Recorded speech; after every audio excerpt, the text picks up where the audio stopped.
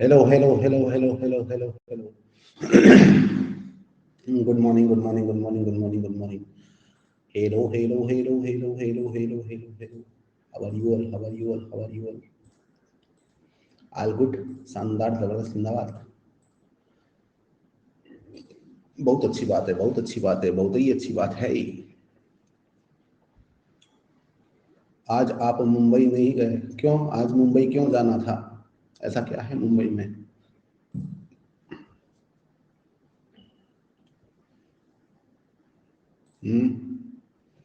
गणेश चतुर्थी है तो? अबे आज नहीं होता मुंबई में कुछ भी, विसर्जन वाले दिन होता है। समझे?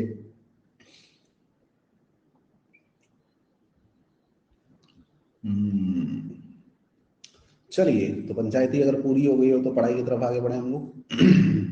लास्ट क्लास पर हम लोगों ने फर्स्ट लॉ अपना पूरा कंप्लीट कर लिया था और उसके अंदर मैंने आप लोगों को कुछ कंपैरिजंस भी बताए थे और वो कंपैरिजंस एज इट इज अपने को याद रखने हैं। ठीक है ना? कि सबसे पहली बात तो रिवर्सिबल एंड इरिवर्सिबल वर्क का मैग्नीट्यूड किस तरीके से कंपेयर किया जाता है, उसके अलावा reversible isothermal and reversible adiabatic में क्या कंपैरिजन होगा, और फाइनली हम लोगों ने देखा था किसका फाइनल टेम्परेचर का कंपैरिजन कौन से प्रोसेस में, एडियाबैटिक प्रोसेस में आइडियल गैस के लिए। ठीक है? तो उसमें कंक्लूजन हम लोगों ने लिखा था कि चाहे एक्सपेंशन हो चाहे कंप्रेशन हो, फाइनल टेम्परेचर हमेशा कौन से पाथ के लिए ग्रेटर होगा, इरिवर्सिबल पाथ के लिए ग्रेटर होगा। तो यहां पर जाकर अपना फर्स्ट लॉ कंप्लीट हो जाता है, लेकिन फर्स्ट लॉ अभी भी अपने को कई सारी चीजों का आंसर नहीं दे पाता है। इनफैक्ट जो मेन रीजन अपना इस चैप्टर को पढ़ने का था उसका आंसर तो बिल्कुल भी नहीं दे पाता है। याद करिए हम लोगों ने एम क्या रखा था चैप्टर को पढ़ने का, कि ये अपने को स्पॉन्टेनिटी का आइडिया देगा थ्योरेटिकली, लेकिन उस दिन के बाद से आज तक हम लोगों ने स्पॉन्टेनिटी वर्ड क्लास में यूज नहीं किया है। कहने का मतलब फर्स्ट लॉ अपने को स्पॉन्टेनिटी का आइडिया नहीं देता है और इसी वजह से अपने को क्या करना पड़ेगा, चैप्टर को एक्सटेंड करना पड़ेगा आगे के लिए। ठीक है ना? जो हम लोग करेंगे second law and third law तक, लेकिन उन लॉस को समझने के लिए अगेन कुछ बेसिक टर्म्स है जिनका की नॉलेज अपने को होना चाहिए। तो पहले उन टर्म्स को हम लोग डिस्कस करते हैं और उसके बाद सेकंड लॉ वाला पार्ट अपना स्टार्ट करेंगे। और इसके लिए हेडिंग डालिएगा क्या, एंट्रोपी, जिसको कि डिनोट करेंगे हम लोग किससे, कैपिटल एस से। Entropy denoted as what, capital S. ठीक है? तो दो थर्मोडायनेमिक पैरामीटर मेनली हम लोगों ने डिस्कस कर लिए थे, इंटरनल एनर्जी एंड एंथैल्पी, और अगला थर्मोडायनेमिक पैरामीटर है कौन सा, एंट्रोपी, जिसके अंदर भी पहला पॉइंट वही रहेगा जो हम लोगों ने वहां पर लिखा था, मतलब कि क्या, state function, state function and an extensive property. ठीक है ना? State function and an extensive property. ठीक है? स्टेट फंक्शन मतलब कहां पर डिफाइंड होगा, स्टेट पर डिफाइंड होगा। तो बिटवीन स्टेट क्या निकलेगा, चेंज निकलेगा। That change for every path same होगा और सिर्फ इनिशियल एंड फाइनल पर डिपेंड करेगा। साथ ही साथ एक्सटेंसिव प्रॉपर्टी है तो वैल्यू अमाउंट पर डिपेंड करेगी। 1 मोल के लिए वैल्यू x, तो 2 मोल के लिए 2x, 5 मोल के लिए 5x हो जाएगा। लेकिन कैसे ये स्टेट फंक्शन है और क्यों ये एक्सटेंसिव प्रॉपर्टी, वो तब पता चलेगा जब अपने को इसकी डेफिनेशन का आइडिया हो। आई बात समझ में? तो अगले पॉइंट में लिखते हैं हम लोग डेफिनेशन, और ये क्या है कि for a system at a state, entropy is the measure of, सब लोगों को पता होगा किस बात का मेजर है ये, रैंडमनेस का। ठीक है ना? या फिर किसका, डिसऑर्डरनेस का, डिसऑर्डरनेस का, या फिर किसका, डिस्टरबेंस का। ठीक है ना? लेकिन मेन बात यह है कि किसका डिसऑर्डरनेस या किसका डिस्टरबेंस या फिर किसका रैंडमनेस, ये चीज मायने रखती है। तो it is the measure of randomness और डिसऑर्डरनेस और disturbance among particles present in the system,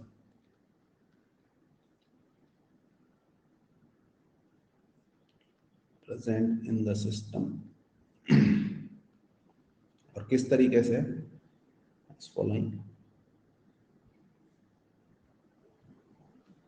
ठीक है? तो जैसे कि सबसे पहली बात हम लोग किसी भी सिस्टम की करें, है ना, तो सिस्टम का मतलब क्या होता है? सब्सटेंस। और सब्सटेंस क्या होगा? सॉलिड होगा, लिक्विड होगा, गैस होगा, प्योर होगा, मिक्सचर होगा, ठीक है ना। तो चाहे इनमें से किसी भी प्रकार का सब्सटेंस हो, डेफिनेटली उसके अंदर पार्टिकल्स प्रेजेंट होंगे, ठीक है ना। अब उन पार्टिकल्स के पास भांति भांति की एनर्जीज हैं, तो उन सारी एनर्जीज के सम को तो हमने क्या बोला था? उन सारी एनर्जीज के सम को तो हम लोगों ने इंटरनल एनर्जी यू बोला था। आई बात समझ में? अब ऐसे जितने भी पार्टिकल्स हैं तो उनके पास इतने टाइप की एनर्जीज होने की वजह से उनके बीच में क्या होगा? रेंडमनेस होगा, या डिस्टरबेंस होगा, या डिसऑर्डरनेस होगा, ठीक है ना। तो हर पार्टिकल के पास जितना भी डिस्टरबेंस है उन सभी को कलेक्टिवली अगर ऐड कर दे तो उसको क्या बोलेंगे हम लोग? एंट्रोपी बोलेंगे। आई बात समझ में? तो इससे अपने को क्या समझ में आता है कि अगर पार्टिकल्स के बीच में क्या है? मोर रेंडमनेस, मोर रेंडमनेस, या फिर क्या है? मोर डिसऑर्डरनेस है, डिसऑर्डरनेस है, या फिर क्या है? मोर डिस्टरबेंस है। ऐसा नहीं है कि हर बार हम लोग इन तीनों चीजों से चेक करेंगे, बीच में हमने क्या लगाया है? और लगाया, मतलब कई बार हम लोग रेंडमनेस से देख लेंगे, या फिर कई बार हम लोग डिसऑर्डरनेस से देख लेंगे, या कई बार हम लोग क्या करेंगे? डिस्टरबेंस से देख लेंगे। और ये देखना है अपने को किसके बीच में? अमंग पार्टिकल्स, ठीक है ना। तो इन सब का एक ही मतलब होता है क्या? कि more entropy, more entropy and vice versa, more entropy and vice versa, ठीक है। तो अब देखते हैं कि क्यों ये स्टेट फंक्शन है और क्यों ये एक्सटेंसिव प्रॉपर्टी है। तो अगर सपोज मेरे पास में एक कंटेनर के अंदर गैस प्रेजेंट है, तो डेफिनेटली उसके पार्टिकल्स क्या होंगे? रेंडमली मूव कर रहे होंगे, ठीक है ना।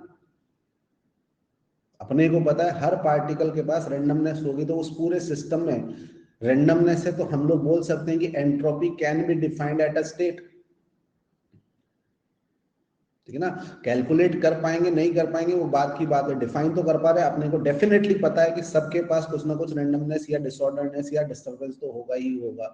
तो एंट्रोपी को हम लोग एक स्टेट पर डिफाइन कर पा रहे हैं, तो इसका मतलब वो स्टेट फंक्शन हो जाएगा, ठीक है ना। तो बिटवीन टू स्टेट उसके लिए चेंज निकलेगा, that change for every path same होगा, और सिर्फ इनिशियल एंड फाइनल पर डिपेंड करेगा। ये वाली बात तो क्लियर है। दूसरी चीज, 1 मोल गैस के पार्टिकल्स की एंट्रोपी और सिमिलर कंडीशन में 2 मोल गैस के पार्टिकल्स की एंट्रोपी सेम होगी, अलग अलग होगी? ऑब्वियसली अलग अलग होगी, क्योंकि एंट्रोपी किस चीज का मेजरमेंट है? रेंडमनेस का। अगर नंबर ऑफ पार्टिकल ज्यादा है तो रेंडमनेस भी ज्यादा होगी, और रेंडमनेस ज्यादा होगी तो इसका मतलब एंट्रोपी भी कैसा? ज्यादा। कहने का मतलब एंट्रोपी कौन सी प्रॉपर्टी हो गई? जो कि अमाउंट पर डिपेंड कर रही है, मतलब कि एक्सटेंसिव प्रॉपर्टी हो जाएगी। तो इस स्लाइड में लिखा हुआ each and every point clear है, ठीक है ना। और अगर इसके बारे में क्लैरिटी अपने को आ गई तो कई बेसिक कंपैरिजंस हम लोग एंट्रोपी की इस डेफिनेशंस के बेसिस पर कर सकते हैं, जो कि एग्जामिनेशन में अपने से डायरेक्टली पूछ लिए जा सकते हैं। तो कंपैरिजन ऑफ एंट्रोपीज हम लोग कर देखते हैं। जैसे सबसे पहला कंपैरिजन हम लोग करेंगे फिजिकल स्टेट के बेसिस पर, and most common physical state अपने पास कौन सी है? सॉलिड है, लिक्विड है एंड गैस है, ठीक है ना। अब कोई भी सॉलिड होगा तो उसके पार्टिकल्स कैसे होंगे? क्लोजली पैक्ड होंगे, ठीक है ना। जबकि लिक्विड के अंदर पार्टिकल्स मूव कर रहे होंगे बट लो स्पीड के साथ कर रहे होंगे, जबकि गैस के अंदर क्या होंगे? सारे पार्टिकल्स मूव करेंगे और वो भी हाई स्पीड के साथ मूव करेंगे। तो क्या यहाँ पर पार्टिकल्स की रेंडमनेस सेम है? नहीं। क्या होगा? मिनिमम कौन सी स्टेट में होगी? सॉलिड स्टेट में होगी। तो एंट्रोपी इन सॉलिड स्टेट कैसा होगा?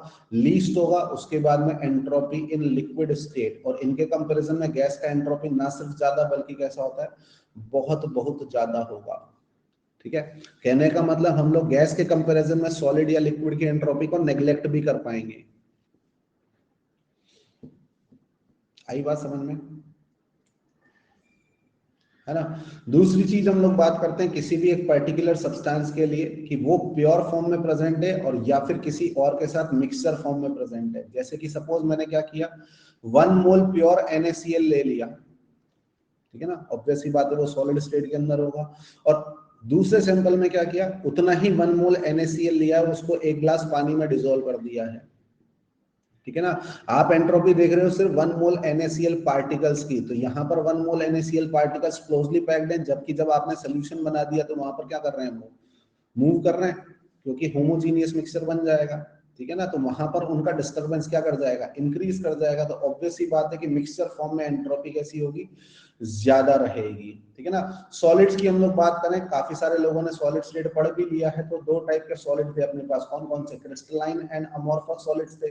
अब दोनों के अंदर पार्टिकल्स क्या होते हैं, क्लोजली पैक्ड होते हैं, तो वहां रैंडमनेस से तो नहीं देख पाएंगे, तो अब किससे देख लेंगे हम लोग, ऑर्डरनेस से, डिसऑर्डरनेस से देख लेंगे। ठीक है ना। क्रिस्टलाइन पार्टिकल्स के अंदर पार्टिकल क्या होते हैं, एक वेल डिफाइंड अरेंजमेंट में प्रेजेंट होते हैं, जबकि अमोर्फस के अंदर वो रैंडमली डिस्ट्रीब्यूटेड होते हैं। वहां डेफिनेशन में रैंडम वर्ड आ रहा है, तो इसका मतलब क्या हुआ कि entropy of what, entropy of crystalline solid, entropy of crystalline solid is lesser than what, entropy of amorphous solid. Okay or not okay? Clear है बात, है ना। चौथा कंपैरिजन कि अगर हम लोग डिफरेंट डिफरेंट सब्सटेंसेस में कंपेयर करें, तो डिफरेंट डिफरेंट सब्सटेंसेस में कैसे, जैसे कि सपोज मेरे पास में है, फॉर डिफरेंट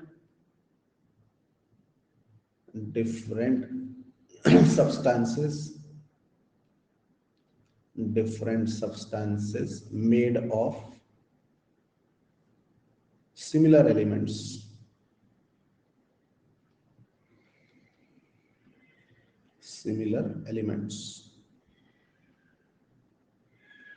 ठीक है ना।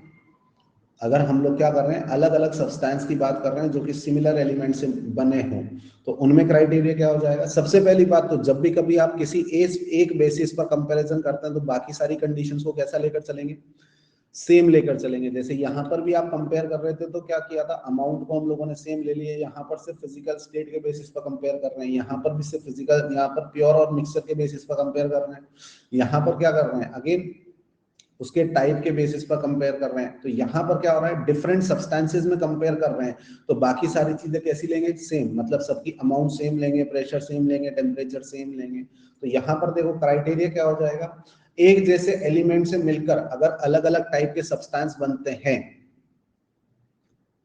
तो उनकी एटॉमिसिटी कैसी होंगी, अलग अलग होंगी। ठीक है ना। एटॉमिसिटी अगर अलग अलग होंगी, तो उनका मोलर मास भी कैसा होगा, अलग अलग होगा, और इसी वजह से उनका पार्टिकल साइज भी कैसा हो जाएगा, अलग अलग हो जाएगा। ठीक है ना। तो मेन रीजन जो है वो क्या है, पार्टिकल साइज है, और पार्टिकल साइज के बेसिस पर अगर हम लोग बात करें, तो क्या क्राइटेरिया निकल कर आता है कि मोर पार्टिकल साइज मतलब कि मोर एटॉमिसिटी। ठीक है ना, या बोले तो क्या हो जाएगा, मोर मोलर मास। और इसका मतलब क्या होगा, मोर डिस्टरबेंस, और मोर डिस्टरबेंस होने की वजह से क्या हो जाएगा, मोर एंट्रोपी एंड वाइस वर्सा।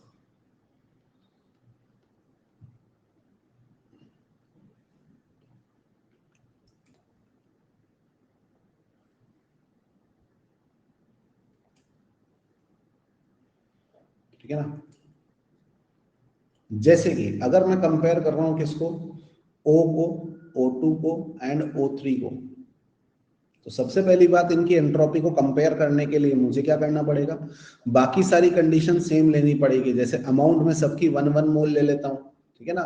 सबकी फिजिकल स्टेट मुझे सेम लेनी पड़ेगी, जैसे कि मैंने O गैस लिया, तो O2 भी क्या ले लें, गैस ले लें, O3 भी क्या ले लें, गैस ले लें। क्योंकि अगर इनमें से किसी को सॉलिड ले लिया, जैसे O3 सॉलिड ले लिया, तो उसका एंट्रोपी सबसे कम हो जाएगा। आई बात समझ में। तो आपको क्या करना पड़ेगा, बाकी सारी कंडीशन सेम लेनी पड़ेगी। तो मैंने क्या किया, सिमिलर कंडीशन में तीनों गैसेस ले ली, और अब ऊपर लिखे क्राइटेरिया के अकॉर्डिंग क्या होगा, ऊपर लिखे क्राइटेरिया के अकॉर्डिंग कि O का एंट्रोपी मिनिमम होगा और O3 का एंट्रोपी मैक्सिमम होगा। ठीक है ना। लेकिन जैसे ही ये ऑर्डर हम लोग देखते हैं, तो क्या अपने को ऑर्डर उल्टा नजर आता है ना। बिल्कुल सौर्य ने तो लिख भी दिया, है ना। जैसे ही हम लोग ये ऑर्डर देखते हैं, तो अपने को क्या होता है, उल्टा नजर आने लग जाता है कि O3 का तो सबसे कम होना चाहिए था, क्योंकि उसका पार्टिकल भारी है, तो उसकी स्पीड कैसी होगी, कम होगी, और स्पीड कम होगी तो इसका मतलब उसकी रैंडमनेस कम होनी चाहिए थी, है ना। सब लोगों ने यही सोचा, लेकिन एक्चुअली में क्या है, आपने ध्यान नहीं दिया। पहली बात तो हम लोग एक पार्टिकल को कंपेयर नहीं कर रहे। मैंने आप लोगों को लिखाया था थर्मोडायनेमिक्स में हमेशा किसकी बात करते हैं, बल्क की बात करते हैं। तो ऐसा नहीं कि हमने एक एक पार्टिकल लिया हुआ है, हमने क्या लिया हुआ है, बल्क अमाउंट ले रखी है। और बल्क अमाउंट लेने का मतलब क्या हुआ कि हम लोगों ने इसके लार्ज सैंपल्स लिए हुए हैं। जैसे मैंने तीनों के एक एक मोल ले लिए, तीनों के एक एक मोल ले लिए, कहने का मतलब तीनों के 6.02 इंटू 10⁻23 पार्टिकल्स है मेरे पास में। तीनों के तीनों गैसेस स्टेट में और सारी कंडीशन सेम है। मतलब तीनों के 1 मोल है, तीनों का प्रेशर P है, तीनों का वॉल्यूम V है और तीनों का टेम्परेचर T है। आई बात समझ में? कहने का मतलब एक जैसे कंटेनर के अंदर तीनों के इक्वल नंबर ऑफ पार्टिकल्स भरे हुए हैं। आई बात समझ में? अब जो क्राइटेरिया आपका है स्पीड वाला, तो वो देखो यहाँ पर फेल क्यों हो जाएगा। आपने तीनों जगह का टेम्परेचर कैसा लिया है, सेम लिया है। और तीनों जगह का टेम्परेचर अगर सेम ले रहे हैं, मोल सेम ले रहे हैं, तो काइनेटिक एनर्जी तीनों जगह की कैसी आएगी, सेम आएगी। 3/2 nRT, 3/2 nRT, 3/2 nRT।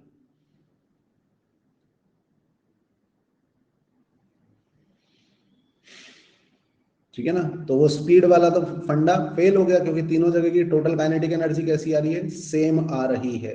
क्लियर है बात? तो अब कंपैरिजन किसके बेसिस पर करेंगे हम लोग, डिस्टरबेंस के बेसिस पर कंपेयर करेंगे।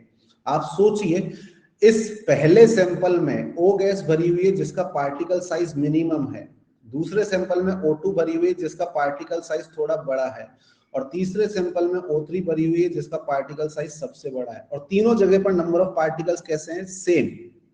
तो मुझे बताइए तीनों कंटेनर में डिस्टरबेंस इक्वल होगा कि अनइक्वल होगा?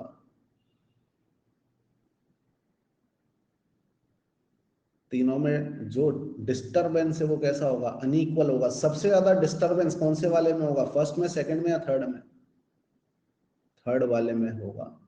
तो समझ में आया क्राइटेरिया? क्योंकि एक पार्टिकल से नहीं देख रहे हो आप, हमेशा किससे देखोगे, बल्क से देखोगे। और बल्क में जब हम लोग देख रहे हैं तो यहाँ पर रैंडमनेस से कंपेयर नहीं कर पा रहे, क्योंकि तीनों जगह पर टेम्परेचर हमने कैसा लिया है, सेम लिया है। तो फिर किससे देखेंगे, डिस्टर्बेंस से देखेंगे। आया समझ में कि क्यों O3 का ज्यादा हुआ, क्यों? Particle size is the criteria. ठीक है ना? क्योंकि जो कंपैरिजन हम लोग कर रहे हैं वो किससे कर रहे हैं, कंपैरिजन हम लोग सेम फिजिकल स्टेट में कर रहे हैं। वन में क्यों ज्यादा नहीं है, इसको ऐसे समझिए, सपोज दो नैनो कार है, नैनो कार सब लोगों ने देखी होगी,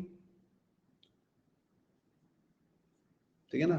तो दो नैनो कार हम लोगों ने ली है। एक नैनो कार के अंदर बीजे सर जैसी फिजिक वाले 4 लोग बैठ गए, 5 लोग बैठ गए, है ना? और दूसरी नैनो कार के अंदर एनकेसी सर या फिर आपके पीजे सर जैसे 5 लोग बैठ गए। दोनों जगह नंबर ऑफ पार्टिकल सेम है, दोनों जगह कंटेनर सेम है, ठीक है ना, कंडीशन सेम है, लेकिन डिस्टरबेंस दोनों जगह पर कैसा होगा, डिफरेंट होगा, है ना? आ गया समझ में?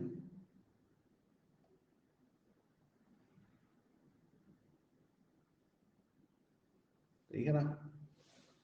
समझाने के लिए क्या क्या एग्जांपल देने पड़ते हैं यार, अपनी उतरवानी पड़ती है। चलो कोई बात नहीं, तुम्हें समझ में आ गया इतना काफी है। चलो अगला, इसी बेसिस पर अब अगर हम लोग कंपेयर करें, देखो मानेगा नहीं, अगर पार्टिकल भारी है तो डिसऑर्डर ज्यादा होगा ना सर, कैसे, वही तो समझा रहा है तो मैंने। पार्टिकल भारी है तो डिसऑर्डर कैसे ज्यादा हो गया?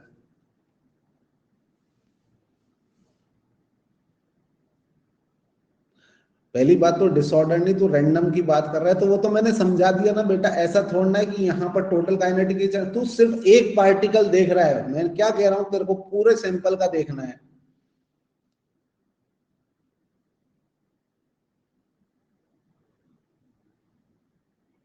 ठीक है ना? तो एक पार्टिकल की रैंडमनेस नहीं देखनी है आपको, क्या करना है, सबका सम देखना है। तो जब सम देख रहे हैं तो वो किससे रिलेट कर सकते हैं, आप टोटल काइनेटिक एनर्जी से रिलेट कर सकते हो। अगर दोनों जगह की टोटल काइनेटिक एनर्जी अलग अलग आती तो हम लोग बोल सकते थे कि दोनों जगह की रैंडमनेस कैसी है, अलग अलग है।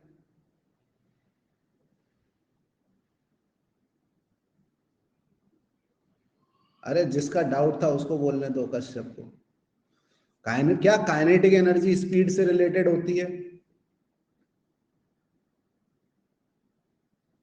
बोल बेटा कश्यप, है ना?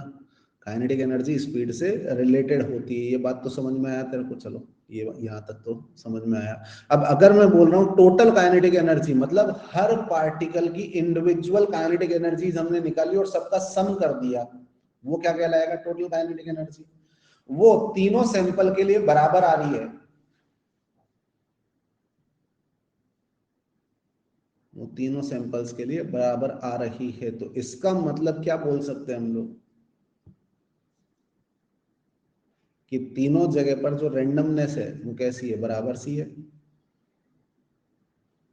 ठीक है ना? जो स्पीड रिलेटेड आप बोल रहे थे,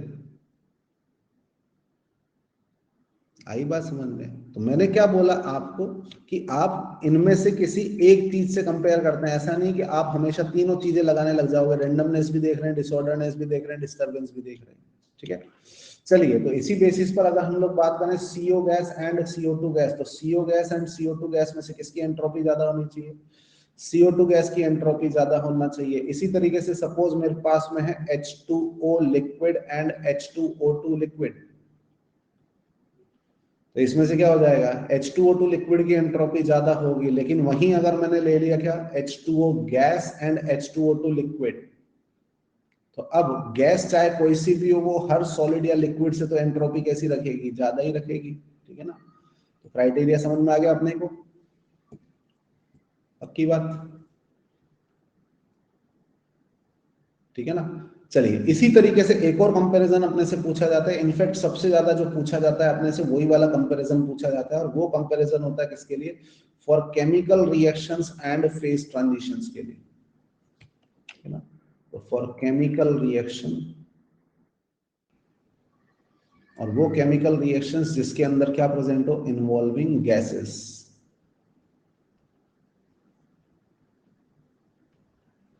ठीक है ना? केमिकल रिएक्शन जिनके अंदर क्या प्रेजेंट हो? गैसेस प्रेजेंट हो। तो अभी अभी मैंने आप लोगों को क्या बोला था कि अगर गैस प्रेजेंट होती है तो उसके कंपैरिजन में सॉलिड एंड लिक्विड को तो क्या कर देंगे हम लोग, ठीक है ना? सॉलिड एंड लिक्विड को तो क्या कर देते हैं हम लोग? नेग्लेक्ट कर देते हैं, सिर्फ देखेंगे किससे? गैस से हम लोग देखेंगे। और जब गैस होगी रिएक्शन के अंदर तो उसके लिए एक पैरामीटर होगा अपने पास में, क्या? डेल्टा एन जी, जिसकी वैल्यू कैसी कैसी आ सकती है? डेल्टा एन जी का वैल्यू पॉजिटिव हो सकता है, या डेल्टा एन जी का वैल्यू कैसा? नेगेटिव हो सकता है, और तीसरा डेल्टा एन जी का वैल्यू 0 हो सकता है, ठीक है? डेल्टा एन जी का वैल्यू पॉजिटिव होने का मतलब क्या होगा कि गैसियस मोल्स क्या कर रहे हैं? इंक्रीज कर रहे हैं, ठीक है ना? डेल्टा एनजी का मतलब क्या हुआ कि गैसियस मोल्स क्या करेंगे? इंक्रीज करेंगे। रिएक्शन होने की वजह से गैस की अमाउंट इंक्रीज करेगी, और अपने को पता है कि एंट्रोपी एक्सटेंसिव प्रॉपर्टी है and the main dominating factor is amount. यहाँ पर तो जो भी आप कंपैरिजन कर रहे हैं वो रिलेटिवली कंपेयर कर रहे हैं, बट मेन क्राइटेरिया क्या है? अमाउंट। अमाउंट ही अगर बढ़ जा रही है तो डेफिनेटली क्या होगा? एंट्रोपी भी क्या करेगा? इंक्रीज करेगा। और एंट्रोपी अगर इंक्रीज करेगा तो डेल्टा एस कैसा आएगा? पॉजिटिव ही आएगा, विदाउट एनी एक्सेप्शन। इसी तरीके से अगर डेल्टा एन जी नेगेटिव है तो इस रिएक्शन के होने की वजह से गैसियस मोल्स कम होते जा रहे हैं, मतलब गैस की अमाउंट कम हो जा रही है, और अगेन एक्सटेंसिव प्रॉपर्टी होने की वजह से एंट्रोपी भी क्या करेगी? डिक्रीज करेगी। तो इस केस में डेल्टा एस कैसा हो जाएगा? नेगेटिव हो जाएगा। तो अगर डेल्टा एन जी पॉजिटिव है तो डेल्टा एस ऑलवेज पॉजिटिव आएगा, डेल्टा एन जी नेगेटिव है तो डेल्टा एस भी कैसा आएगा? नेगेटिव आएगा, always, without any special case. But delta N G 0 है तो फ्लो में ये नहीं बोल जाएंगे कि डेल्टा एस भी 0 होगा, बल्कि यहां पर क्या हो सकता है? डेल्टा एस 0 हो सकता है, डेल्टा एस पॉजिटिव हो सकता है, और डेल्टा एस नेगेटिव भी हो सकता है। All are possible, all are possible, ठीक है ना? तो यहां पर ये तीनों केस क्यों बोले? देखो, यहां पर हमने क्या बोला था कि amount is the main criteria, लेकिन यहां पर डेल्टा एनजी अगर 0 है तो इसका मतलब गैस की अमाउंट कैसी बनी हुई है? कांस्टेंट बनी हुई है। तो इसका मतलब ये नहीं कि एंट्रोपी कांस्टेंट है, कहने का मतलब अब आप अमाउंट से कंपेयर नहीं कर पाओगे, और अगर अमाउंट से कंपेयर नहीं कर पाएंगे तो अब कोई दूसरे क्राइटेरिया से कंपेयर करेंगे, और वो दूसरे क्राइटेरिया से अब आपको कंपेयर नहीं करवाएगा, बल्कि आपको किससे कंपेयर करवाएगा? डेटा से कंपेयर करवाएगा। तो ये हम लोग निकालेंगे ओनली बाय डेटा। आई बात समझ में? ठीक है ना। और लिक्विड सॉलिड है, गैस प्रेजेंट नहीं है, वो तो आप क्लियरली देख लोगे। अगर फेज ट्रांजिशन है, H2O लिक्विड से H2O सॉलिड जा रहा है, तो इसका मतलब एंट्रोपी क्या करेगी? डिक्रीज करेगी। ठीक है ना। एग्जामिनर को भी पता है कि ये वाला कंपेयर करना डिफिकल्ट है, तो वो आपसे ऐसे ही नहीं करवाएगा, बल्कि डेटा देकर पूछेगा, और डेटा दे दिया तो फिर हम लोग एंट्रोपी निकाल लेंगे। कैसे, वो भी आगे सीखेंगे। ठीक है ना।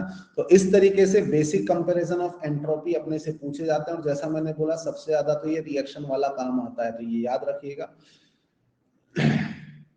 पहले स्टेट में, बाद में अमाउंट। यार एक तो मैं क्या समझाता हूँ, इनको क्या समझ में आता है? बेटा पहला क्राइटेरिया आपको क्या देखना है? डेल्टा एनजी से देखना है। ठीक है ना। डेल्टा एनजी पॉजिटिव है तो आप उसी से देखोगे। उसमें सॉलिड लिक्विड को तो देख ही नहीं रहे हो जब डेल्टा एनजी निकाल रहे हो तो, है ना। डेल्टा एनजी में आप सिर्फ किसको देख रहे हो? गैस को ही देख रहे हो। ठीक है ना। तीसरा केस तो कब आता है? जब डेल्टा एनजी का वैल्यू 0 आएगा। और जब डेल्टा एनजी का वैल्यू 0 आएगा तो वो आपसे डायरेक्टली कंपेयर नहीं करवाएगा। आज तक मैंने तो किसी भी एग्जाम में ऐसा कोई क्वेश्चन नहीं देखा है। आई बात समझ में? फिर वही वाली बात, डेटा से ना करना हो तो नहीं करवाएगा ना बेटा वो,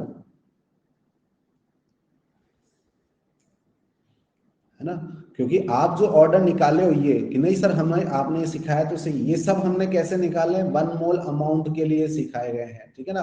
अब आपकी रिएक्शन है सपोज कैसी, H2 प्लस I2, और इससे क्या बन जाए? ट्वाइस ऑफ HI बन जाए। अब आप क्या कर सकते हैं? 1 मोल H2, 1 मोल I2 और 1 मोल HI की एंट्रोपी कंपेयर कर सकते हो सिमिलर स्टेट में। कर सकते हो कि नहीं कर सकते हो? 1 मोल H2, 1 मोल I2 और 1 मोल HI की कंपेयर कर सकते हैं। ठीक है ना। सबसे ज्यादा साइज यहां पर किसका होगा? I2 का होगा। तो I2 की एंट्रोपी ज्यादा है, उसके बाद में HI की, और उसके बाद में H2 की है। आई बात समझ में? है ना। लेकिन आपका जो HI है वो कितने मोल है? 2 मोल है। अब 2 मोल की एंट्रोपी I2 की एंट्रोपी से कम होगी, ज्यादा होगी, उसके बारे में कमेंट कर सकते हो क्या? नहीं ना। तो फिर इस केस में उसको डेटा से ही सॉल्व करना पड़ेगा, आप अपनी मर्जी से नहीं बता सकते हो। आई बात समझ में? है ना। और डेटा से कैसे बताएंगे, वो आगे का पार्ट है। क्लियर? तो एंट्रोपी क्या होती है और उसको कंपेयर कैसे करते हैं, वो समझ में आया। अब इसके पहले हमने इसी तरीके के 2 पैरामीटर और पढ़े थे, इंटरनल एनर्जी एंड एंथैल्पी। और वहां पर एक पॉइंट हमने लिखा था कि एब्सोल्यूट वैल्यू कैलकुलेट नहीं कर सकते, सिर्फ डेल्टा कैलकुलेट हो सकता है। लेकिन यहाँ पर ऐसा कोई पॉइंट नहीं लिखेंगे। कहने का मतलब एंट्रोपी का हम लोग एब्सोल्यूट वैल्यू भी निकाल सकते हैं, लेकिन वो कैसे निकाल पाएंगे वो आगे की बात है। ठीक है ना। और उसको आगे डिस्कस करेंगे। तो फिलहाल के लिए एंट्रोपी में इतना ही। अगली टर्म हेडिंग डालिएगा क्या? Spontaneous process. Next term is spontaneous process. अब जाकर हम लोग स्पॉन्टेनिटी की बात करना शुरू किए हैं। तो पहले तो ये जान ले कि एक्चुअली में स्पॉन्टेनियस प्रोसेस होता क्या है। तो लिखिएगा, the process which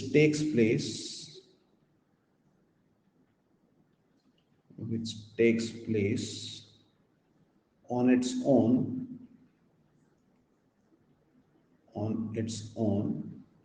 in given conditions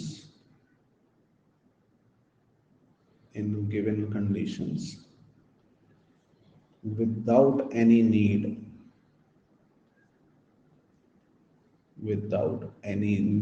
of external help.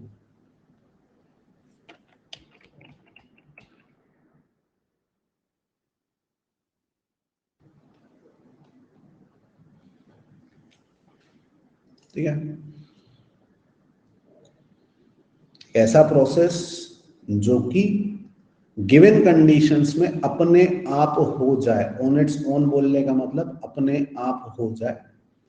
उस प्रोसेस को हम लोग क्या बोलेंगे? Spontaneous process. कहने का मतलब जिसको कराने के लिए कंडीशन के साथ साथ कुछ एक्सटर्नल वर्क लगाने की जरूरत नहीं पड़ रही है। सिंपल सा आपने क्या किया कि बस सिस्टम को कंडीशन में लाकर रख दिया।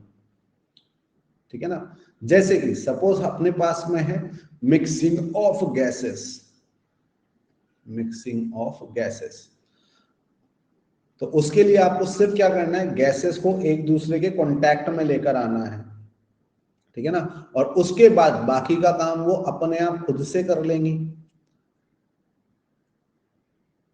ठीक है ना। जैसे एक कंटेनर है अपने पास में, उसमें बीच में पार्टीशन लगा हुआ है, उसके एक साइड पर हाइड्रोजन गैस है, दूसरे साइड पर नाइट्रोजन गैस है। आप जैसे ही पार्टीशन को रिमूव करते हो तो अब क्या होगा, दोनों गैसेस सेपरेट बनी रहेंगी? नहीं, दोनों गैसेस एक दूसरे के अंदर मिक्स होंगी। और क्या वो मिक्सिंग करने के लिए आप बाहर से कोई वर्क प्रोवाइड कर रहे हो? नहीं, ये प्रोसेस कैसे होगा, अपने आप होगा। तो जो भी प्रोसेस अपने आप हो जाए उस प्रोसेस को क्या बोलते हैं हम लोग, स्पॉन्टेनियस प्रोसेस बोलते हैं। इसी तरीके से जैसे सपोज मेरे पास में है हीट फ्लो, ठीक है ना, heat flow from high temperature to low temperature, ठीक है ना, heat flow from high temperature to low temperature, बिल्कुल फ्री एक्सपेंशन भी है। तो अब यहां पर क्या होगा, जैसे ही हम लोग दो डिफरेंट टेम्परेचर वाले ऑब्जेक्ट्स को कॉन्टैक्ट्स में लेकर आते हैं तो क्या होगा, नेचुरली हीट फ्लो होगा। और किधर से किधर की तरफ होता है, हाई टेम्परेचर से लो टेम्परेचर। लेकिन क्या उसके लिए कोई एक्सटर्नल वर्क लगाना पड़ता है? रूम में अगर हॉट कप ऑफ टी लाकर रख देंगे तो कुछ टाइम के बाद क्या होगा, वो चाय का कप ठंडा हो जाता है। चाय का कप ठंडा हुआ मतलब उसने हीट को क्या किया, रिलीज किया। कहाँ रिलीज किया, रूम में रिलीज किया। तो कहां से कहां पर किया, हाई टेम्परेचर से लो टेम्परेचर पर किया। और उसके लिए आपको चाय के कप के ऊपर कोई एक्सटर्नल वर्क लगाने की जरूरत नहीं पड़ रही थी, ठीक है ना। इसी तरीके से जैसे अगर हम लोग बात करें melting of ice, melting of ice at room temperature and pressure, room temperature and pressure. Room के अंदर अगर आप आइस लाकर रख दोगे तो वो अपने आप से वाटर में कन्वर्ट हो जाएगा और उसके लिए आपको कोई एक्सटर्नल वर्क लगाने की जरूरत नहीं पड़ रही है। इसी तरीके से वाटर का फ्लो किधर से किधर, हाई एल्टीट्यूड से लो एल्टीट्यूड की तरफ अगर जाता है तो इसको हम लोग क्या बोलेंगे, स्पॉन्टेनियस प्रोसेस बोलेंगे। तो इस दुनिया जहान में ऐसा कोई सा भी प्रोसेस जो अपने आप हो रहा हो उसको क्या बोलते हैं हम लोग, स्पॉन्टेनियस प्रोसेस बोलते हैं। आई बात समझ में?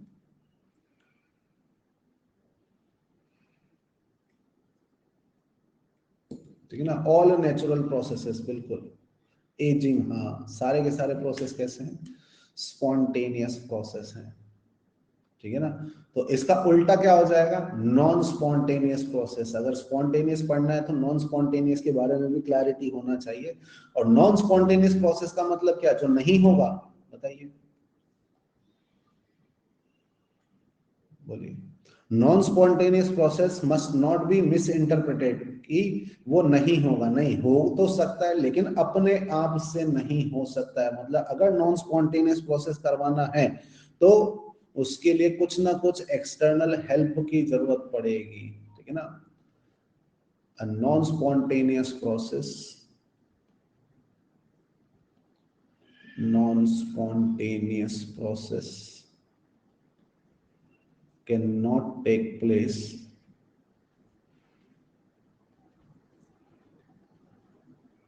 on its own,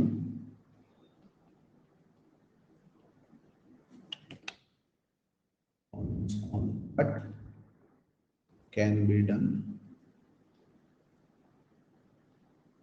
by application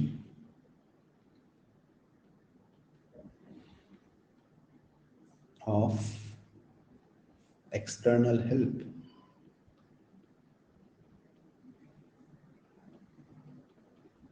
ठीक है ना। तो ऐसा प्रोसेस जो कि अपने आप ना हो, ठीक है ना, लेकिन कोई एक्सटर्नल हेल्प प्रोवाइड कर दी जाए तो वो हो जाएगा। और इसका बेस्ट एग्जांपल क्या है, पढ़ाई,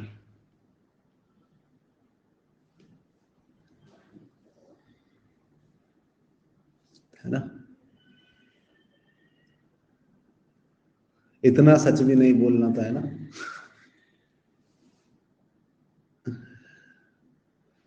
तो पढ़ाई, इतिहास गवाह है, कोई भी इंसान गिवन कंडीशन में अपने आप से नहीं करता है ना। स्पेशली पीसीएम की पढ़ाई, है ना।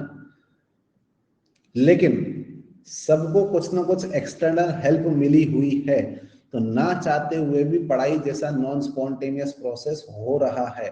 अब वो एक्सटर्नल हेल्प अलग अलग इंसान के लिए, अलग अलग एक्सपेरिमेंट के लिए अलग अलग हो सकती है। कुछ के लिए वो पापा मम्मी का डर हो सकता है, किसी के लिए उनकी एक्सपेक्टेशन हो सकती है, किसी का खुद का सपना हो सकता है, ठीक है ना, किसी का पीयर प्रेशर हो सकता है। लेकिन अलग अलग एक्सटर्नल हेल्प की वजह से आप सब पढ़ाई जैसा नॉन स्पॉन्टेनियस प्रोसेस करते जा रहे हैं, करते जा रहे हैं, करते जा रहे हैं। आई बात समझ में, ठीक है ना। तो ये तो बात हुई रियल लाइफ की। बाकी अगर थ्योरेटिकल एग्जांपल्स की हम लोग बात करें जो कि एग्जाम में पूछे जा सकते हैं, कंप्रेशन ऑफ गैसेस, ठीक है ना। किसी कंटेनर के अंदर कोई गैस रखी हुई है तो क्या वो अपने आप से कंप्रेस हो जाती है? बोलो, अपने आप से कंप्रेस हो जाती है? नहीं, उसके लिए क्या करना पड़ेगा? अपने को पिस्टन को पुश करना पड़ेगा। पिस्टन को पुश करना पड़ रहा है मतलब बाहर से एक एक्सटर्नल हेल्प प्रोवाइड करनी पड़ रही है, तब जाकर गैस अपना वॉल्यूम क्या करेगी? डिक्रीज करेगी। इसी तरीके से हम लोग बात करें हीट फ्लो। हीट फ्लो किधर से किधर? Heat flow from low temperature to high temperature, low temperature to high temperature. तो अब कुछ लोगों को तो ये एग्जांपल नॉन स्पॉन्टेनियस की जगह इम्पॉसिबल नजर आएगा। सर पहले दो एग्जांपल तो मान लिए कि हाँ वो नॉन स्पॉन्टेनियस है, लेकिन हीट का फ्लो लो टेम्परेचर से हाई टेम्परेचर कैसे हो सकता है? बिल्कुल ये होता है, और ये होते हुए आप ऑलमोस्ट डेली फील करते हैं, क्योंकि जितने भी एसी हैं, जितने भी फ्रिज हैं, सबके अंदर यही कॉन्सेप्ट है कि वहां पर हीट फ्लो किधर से किधर की तरफ होता है? लो टेम्परेचर से हाई टेम्परेचर की तरफ होता है। आई बात समझ में, है ना।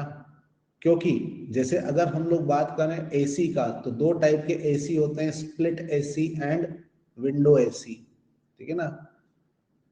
जिसके दो पार्ट होते हैं, एक तो ब्लोअर होता है और एक कंप्रेसर होता है, ठीक है। विंडो एसी के अंदर वो दोनों के दोनों एक ही बॉक्स में लगे होते हैं, और स्प्लिट एसी के अंदर वो दो अलग अलग पार्ट्स में होते हैं, है ना। तो आपके रूम में सिर्फ और सिर्फ कौन सा वाला पार्ट होता है? ब्लोअर वाला पार्ट होता है, ठीक है ना। कभी कहीं ऐसी एसी की फिटिंग देखी है कि विंडो एसी को आपने पूरा रूम के अंदर लगा रखा है, स्टैंड पर रख रखा है ऐसे, रूम कूलर की तरह? पाकिस्तान में हो सकता है ना। व्हाट्सएप यूनिवर्सिटी से पढ़ा हुआ इलेक्ट्रिशियन ऐसा कर सकता है, ठीक है ना। तो ऐसा तो नहीं होता सिर्फ ब्लोअर ब्लोअर वाला पार्ट होता है। अब सिर्फ रूम में एसी लगा देने से रूम ठंडा हो जाता है क्या? नहीं, बस लगा हुआ है ऐसे नहीं, क्या करना पड़ता है? उसको ऑन करना पड़ता है। जब ऑन करते हैं तो कुछ देर के अंदर ही रूम क्या हो जाता है? ठंडा हो जाता है, ठीक है ना। थर्मोडायनेमिक्स का बेसिक सा प्रिंसिपल है, कोई भी चीज ठंडी हो रही है तो वो क्यों हुई होगी? क्योंकि उसने हीट को क्या किया? रिलीज किया। तो आपका रूम अगर ठंडा हो रहा है तो इसका मतलब रूम से हीट बाहर जा रही है, ठीक है ना। बाहर कहां पर जा रही है? रूम के बाहर जा रही है। और वो रूम के बाहर का टेम्परेचर अंदर के टेम्परेचर से कैसा है?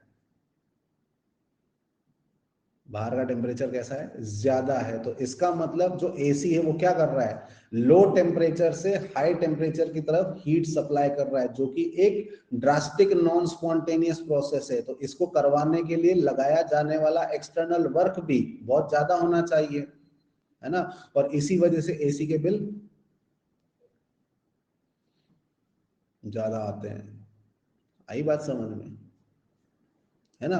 वही काम फ्रिज के अंदर भी होता है। फ्रिज बेसिकली क्या है? छोटा रूम है।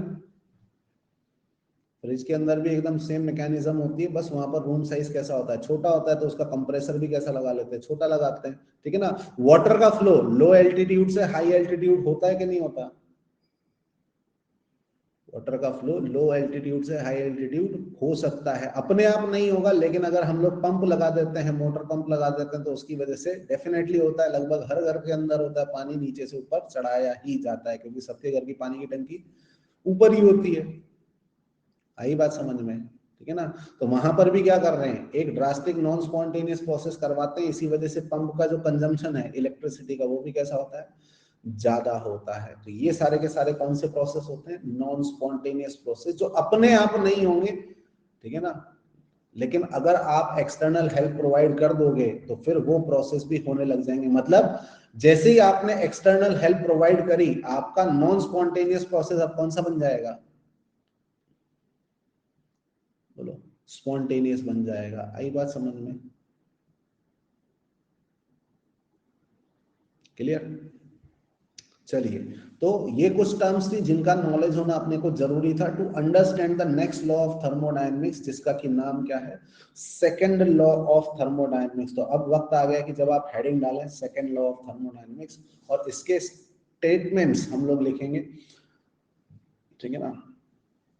इसके स्टेटमेंट्स हम लोग लिखेंगे। वुड का कंबशन स्पॉन्टेनियस और नॉट, बेटा डेफिनेशन लिखा दी, अब खुद से जज करो ना। ऐसे तो दुनिया में इनफाइनाइट एग्जांपल है, सारे पूछोगे तो कैसे काम चलेगा, ठीक है ना। आपने एक बार उसको इग्नाइट कर दिया, इग्नाइट होने के बाद वो अपने आप चलता रहता है,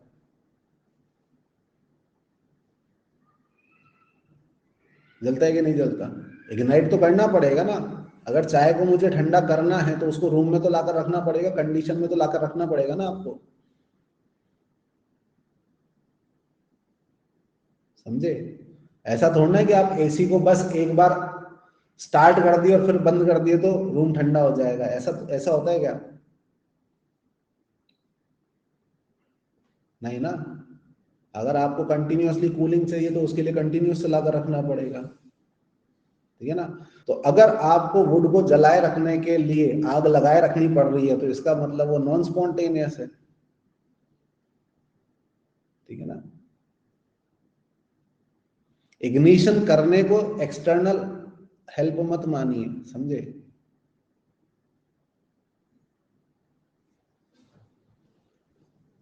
क्लियर। चलो, तो second law of thermodynamics, total 4 statement इसके अंदर हैं जिनको हम लोग वन बाय वन लिखेंगे। और वो वन बाय वन लिखेंगे तो क्या होगा, first is what, complete complete conversion of heat into work is not possible.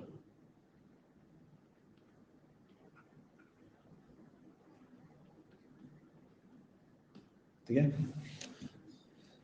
Second law of thermodynamics की अगर हम लोग बात करें तो वो क्या कहता है कि हीट को आप वर्क में कन्वर्ट तो कर सकते हैं बट कंप्लीटली कन्वर्ट नहीं कर सकते, 100% कन्वर्जन इज नॉट पॉसिबल, ठीक है ना। और उसका रीजन क्या है वो अभी आगे हम लोग डिस्कस करेंगे, ठीक है ना। फर्स्ट पॉइंट है लेकिन उसको सबसे लास्ट में हम लोग डिस्कस करेंगे। नेक्स्ट स्टेटमेंट लिखिएगा कि अ spontaneous process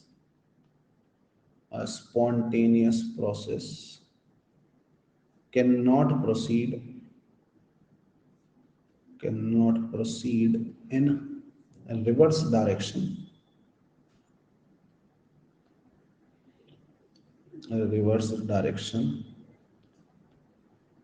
in similar condition,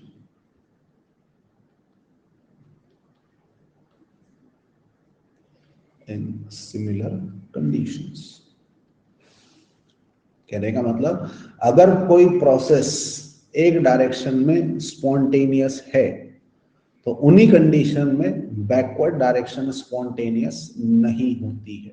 जैसे कि अगर हम लोग बात करें किसका, आइस है मेरे पास में और इसका कन्वर्जन किसमें, वाटर में। कौन सी कंडीशन पर बात कर रहे हैं हम लोग, 25 डिग्री सेंटीग्रेड एंड 1 atm पर।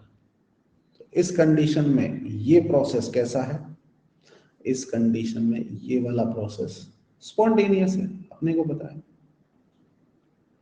अब अगर मैं क्या करूं, इसी कंडीशन पर एक ग्लास पानी लाकर रख दूं सिमिलर कंडीशंस के अंदर, तो क्या वो पानी आइस में कन्वर्ट हो पाता है, नहीं कन्वर्ट हो पाता। ये कैसा प्रोसेस होगा, नॉन स्पॉन्टेनियस प्रोसेस हो जाएगा। मतलब कि ये अपने आप नहीं होगा। मैं ये नहीं बोल रहा हूं कि ये इम्पॉसिबल प्रोसेस है, ये कैसा है, नॉन स्पॉन्टेनियस प्रोसेस है, ये अपने आप नहीं होगा, ठीक है ना।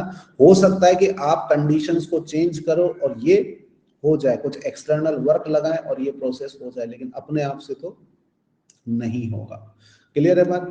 तीसरा पॉइंट मैं स्किप कर रहा हूं क्योंकि एक्चुअली वो नॉन स्पॉन्टेनियस प्रोसेस का डेफिनेशन है कि heat can not flow from low temperature to high temperature without application of external work. तो हमने लिख लिया, यहाँ पर समझ लिया है, ठीक है ना?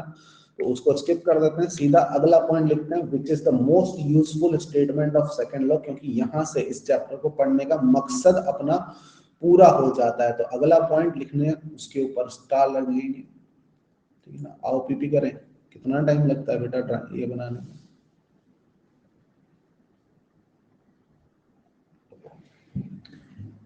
इतनी देर में 4 लोगों ने पीपी कर दिया। इक्विलिब्रियम में तो फॉरवर्ड एंड बैकवर्ड दोनों साइमल्टेनियस होते हैं, तो वहां पर बेटा उसका नाम ही इक्विलिब्रियम है, समझे?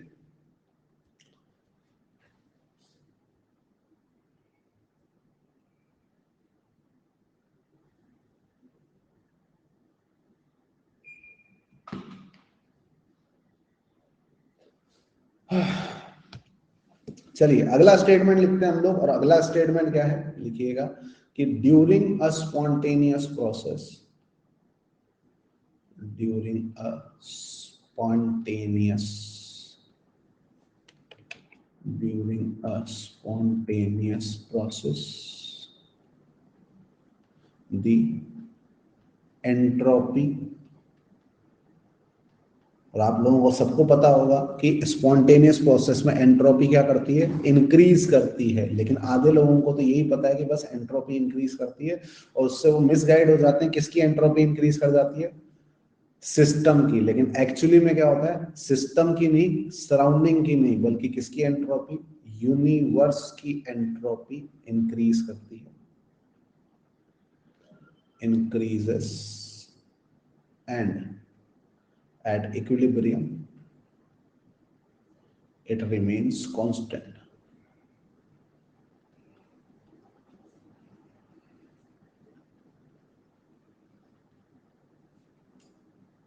ठीक है? कहां की बात कर रहे हैं हम लोग?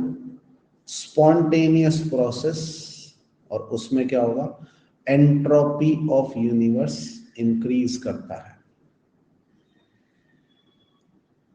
ठीक है? During a spontaneous process entropy of universe increase करता है, और इक्विलिब्रियम टाइम पर ये कैसा बना रहता है, कांस्टेंट बना रहता है, ठीक है ना?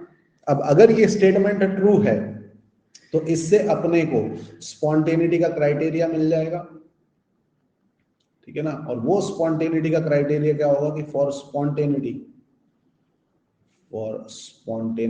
हम लोग बोल सकते हैं क्या कि एंट्रोपी ऑफ यूनिवर्स अगर इंक्रीज करती है, तो कहने का मतलब डेल्टा एस अगर मैं निकालूं किसके लिए, यूनिवर्स के लिए, तो वो कैसा आना चाहिए, ग्रेटर देन और इक्वल टू 0, ठीक है? ग्रेटर देन 0 का मतलब क्या हुआ कि वो प्रोसेस स्पॉन्टेनियस है, और इक्वल टू 0 का मतलब क्या हुआ कि वो प्रोसेस किसमें है, इक्विलिब्रियम में है। और अपने को पता है कि हर प्रोसेस अल्टीमेटली किसको अचीव करेगा, इक्विलिब्रियम को अचीव करेगा, चाहे वो स्टैटिक इक्विलिब्रियम हो, चाहे वो डायनामिक इक्विलिब्रियम हो। अल्टीमेटली तो हर सिस्टम किस में आता है, इक्विलिब्रियम में ही आता है। तो स्पॉन्टेनिटी के साथ साथ हम लोग क्या लिख रहे हैं वहां पर, ग्रेटर देन और इक्वल टू 0, दोनों ही चीजें हम लोग लिख रहे हैं, ठीक है ना? तो इसका मतलब क्या हुआ, अब अगर हम लोगों को किसी भी प्रोसेस के लिए निकालना है कि स्पॉन्टेनियस होगा कि नहीं होगा, तो हम लोग क्या करेंगे, उस प्रोसेस के लिए डेल्टा एस यूनिवर्स का कैलकुलेशन करेंगे। वो डेल्टा एस यूनिवर्स अगर पॉजिटिव आ जाता है तो हम लोग बोल देंगे कि प्रोसेस कैसा है मेरा, स्पॉन्टेनियस है। आई बात समझ में? इसी तरीके से अगर डेल्टा एस यूनिवर्स मेरा इक्वल टू 0 आ जाता है तो हम लोग बोल देंगे कि प्रोसेस इक्विलिब्रियम में है, और अगर डेल्टा एस यूनिवर्स मेरा नेगेटिव आ रहा है तो हम लोग बोलेंगे कि प्रोसेस कैसा है, नॉन स्पॉन्टेनियस है, ठीक है ना? अगर यूनिवर्स की इंक्रीज कर रही है तो सिस्टम या सराउंडिंग में से किसी की तो इंक्रीज करेगी, बिल्कुल, लेकिन वो क्राइटेरिया नहीं है ना, ये तो कह रहा हूं मैं।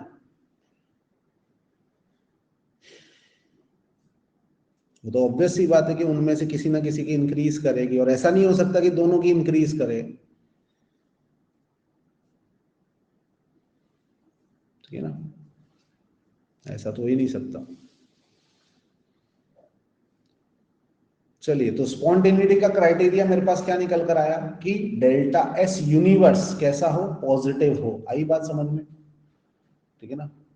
सो सिस्टम की एंट्रोपी देखनी है। अरे कहाँ सिस्टम की देखनी है, यूनिवर्स की देखनी है। ठीक है ना। आप सिस्टम और सराउंडिंग दोनों का निकालोगे। आप खुद से सोचो मेजर रोल किसका होना चाहिए, सिस्टम का, सराउंडिंग का? अगर एंट्रोपी क्राइटेरिया यूनिवर्स है तो यूनिवर्स का बड़ा पार्ट कौन है, सिस्टम है कि सराउंडिंग है? सराउंडिंग है। तो स्पॉन्टेनिटी में मेन रोल सिस्टम का कम होता है, सराउंडिंग का ज्यादा होता है। आई बात समझ में?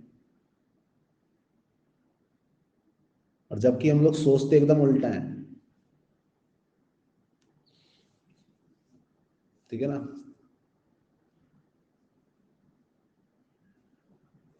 ओके, चलिए, तो अब इसका रीजन क्या है वो समझ के देखते हैं। तो उसके लिए देखो, सबसे पहली बात हम लोग प्रूव करें कि ये वाला स्टेटमेंट ट्रू है कि फॉल्स है।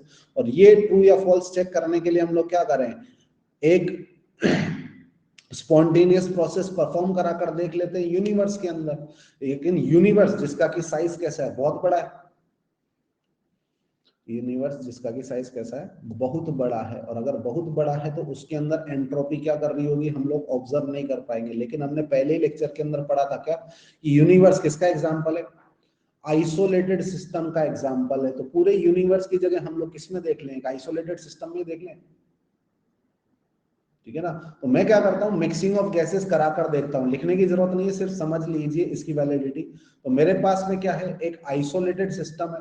आइसोलेटेड सिस्टम होने का मतलब क्या होना चाहिए, कि सारी वॉल्स रियल होनी चाहिए, कहीं पर भी ओपन एंड नहीं होना चाहिए। उसके अलावा वर्क का एक्सचेंज रोकने के लिए सारी वॉल्स रिजिड होना चाहिए। और हीट का एक्सचेंज रोकने के लिए सारी वॉल्स को इंसुलेटिंग मटेरियल से कोट कर देना चाहिए। कहने का मतलब हीट का एक्सचेंज भी नहीं होना चाहिए।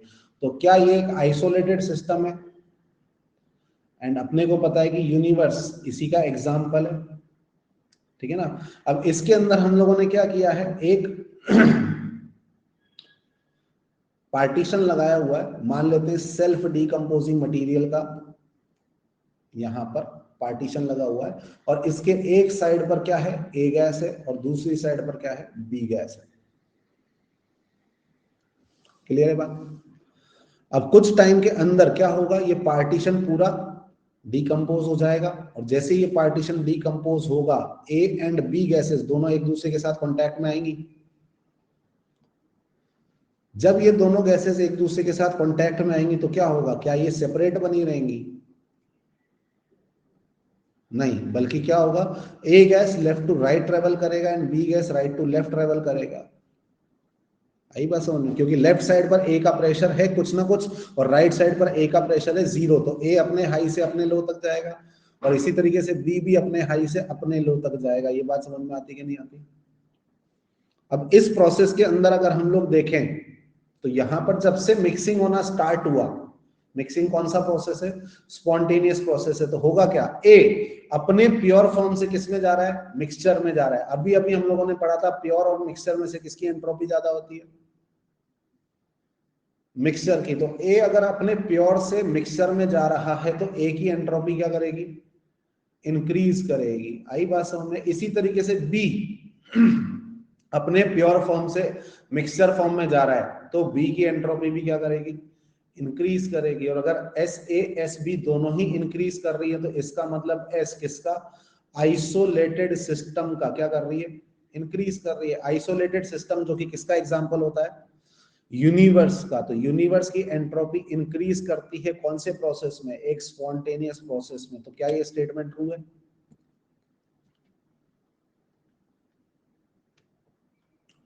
ठीक है ना। दूसरी चीज, ये मिक्सिंग होती रहेगी और एक टाइम के बाद जाकर इस कंटेनर में क्या बन जाएगा, होमोजीनियस मिक्सचर। क्योंकि एक टाइम के बाद क्या होगा, ए पूरे कंटेनर को ऑक्यूपाई कर लेगा, बी भी पूरे कंटेनर को ऑक्यूपाई कर लेगा। तो यहाँ पर क्या बन चुका होगा, एक होमोजीनियस मिक्सचर बन चुका होगा। और होमोजीनियस मिक्सचर बनने के बाद क्या फर्दर कोई कंपोजिशन में चेंज आएगा,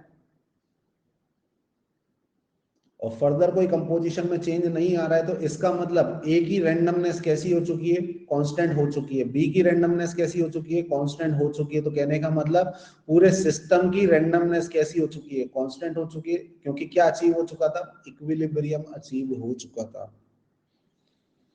आई बात समझ में, है ना। तो इक्विलिब्रियम पर ये कैसी बनी रहेगी, कांस्टेंट बनी रहेगी। ये बात समझ में आती कि नहीं आती, ठीक है ना। तो ये जो स्टेटमेंट हम लोगों ने लिखा है ये ट्रू है, और ये ट्रू होने की वजह से अपने को क्या मिल गया है, स्पॉन्टेनिटी क्राइटेरिया मिल गया है। ऑल्सो अगर हम लोग बात करें due to a spontaneous process, due to a spontaneous process,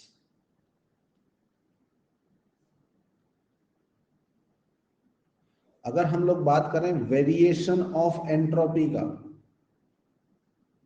ठीक है ना, और किसकी एंट्रोपी का, हम लोग बात करते हैं एंट्रोपी ऑफ यूनिवर्स की वेरिएशन का। तो इधर एंट्रोपी ऑफ यूनिवर्स लिया है, इधर क्या लिया है हमने, प्रोग्रेस लिया है, प्रोसेस की प्रोग्रेस। तो जब ये प्रोसेस स्टार्ट हुआ था उसके पहले भी दुनिया जहान में कई सारे स्पॉन्टेनियस प्रोसेस हो चुके थे। तो एंट्रोपी ऑफ यूनिवर्स की वैल्यू जीरो टाइम पर, इस पर्टिकुलर प्रोसेस के जीरो टाइम पर कितनी थी, जीरो थी कि नॉन जीरो थी, नॉन जीरो थी, यहां पर कहीं पर थी, ठीक है ना। और अब इस पर्टिकुलर प्रोसेस की वजह से भी एंट्रोपी ऑफ यूनिवर्स क्या करेगा, इंक्रीज करेगा। अपने को पता है कोई सा भी प्रोसेस वो हो रहा है और अल्टीमेटली क्या अचीव करेगा, इक्विलिब्रियम अचीव करेगा। तो एक टाइम पर जाकर ये भी क्या कर लेगा, इक्विलिब्रियम अचीव कर लेगा, ठीक है ना। तो इस सिस्टम के, इस प्रोसेस के भी अपने पास में क्या है, दो पार्ट्स हैं, ठीक है।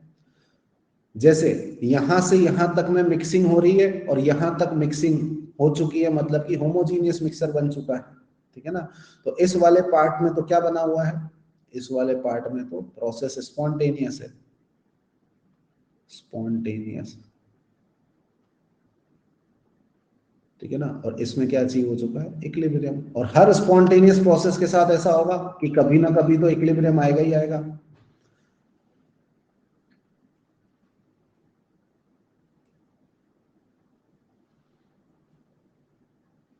ये बात समझ में आती कि नहीं आती। तो इससे एक और चीज समझ में आती है कि इक्विलिब्रियम टाइम की जो एंट्रोपी ऑफ यूनिवर्स है वो मैक्सिमम होती है,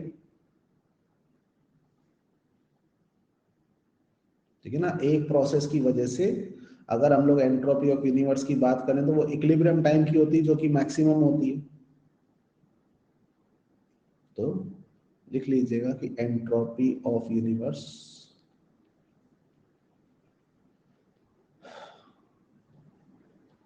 मैक्सिमाइजेस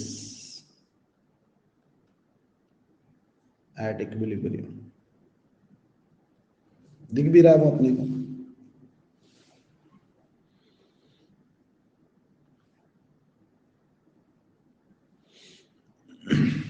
ठीक है। तो बहुत खुशी की बात है कि अपने को क्या मिल चुका है, स्पॉन्टेनिटी क्राइटेरिया मिल चुका है। तो अब किसी भी प्रोसेस की स्पॉन्टेनिटी अगर मुझे थ्योरेटिकली पता करनी है तो मैं सिंपली उसके लिए क्या करूंगा, डेल्टा एस यूनिवर्स का साइन चेक करूंगा। एग्जैक्ट वैल्यू भी नहीं निकालनी, मुझे सिर्फ क्या करना है, साइन चेक करना है। अगर वो पॉजिटिव आता है मतलब प्रोसेस स्पॉन्टेनियस है, नेगेटिव आता है नॉन स्पॉन्टेनियस है, और जीरो आता है मतलब प्रोसेस किसमें, इक्विलिब्रियम में। अच्छा, इसमें एक और मिसकंसेप्शन क्या हो जाता है कि सर नॉन स्पॉन्टेनियस प्रोसेस की वजह से एंट्रोपी ऑफ यूनिवर्स डिक्रीज करेगा,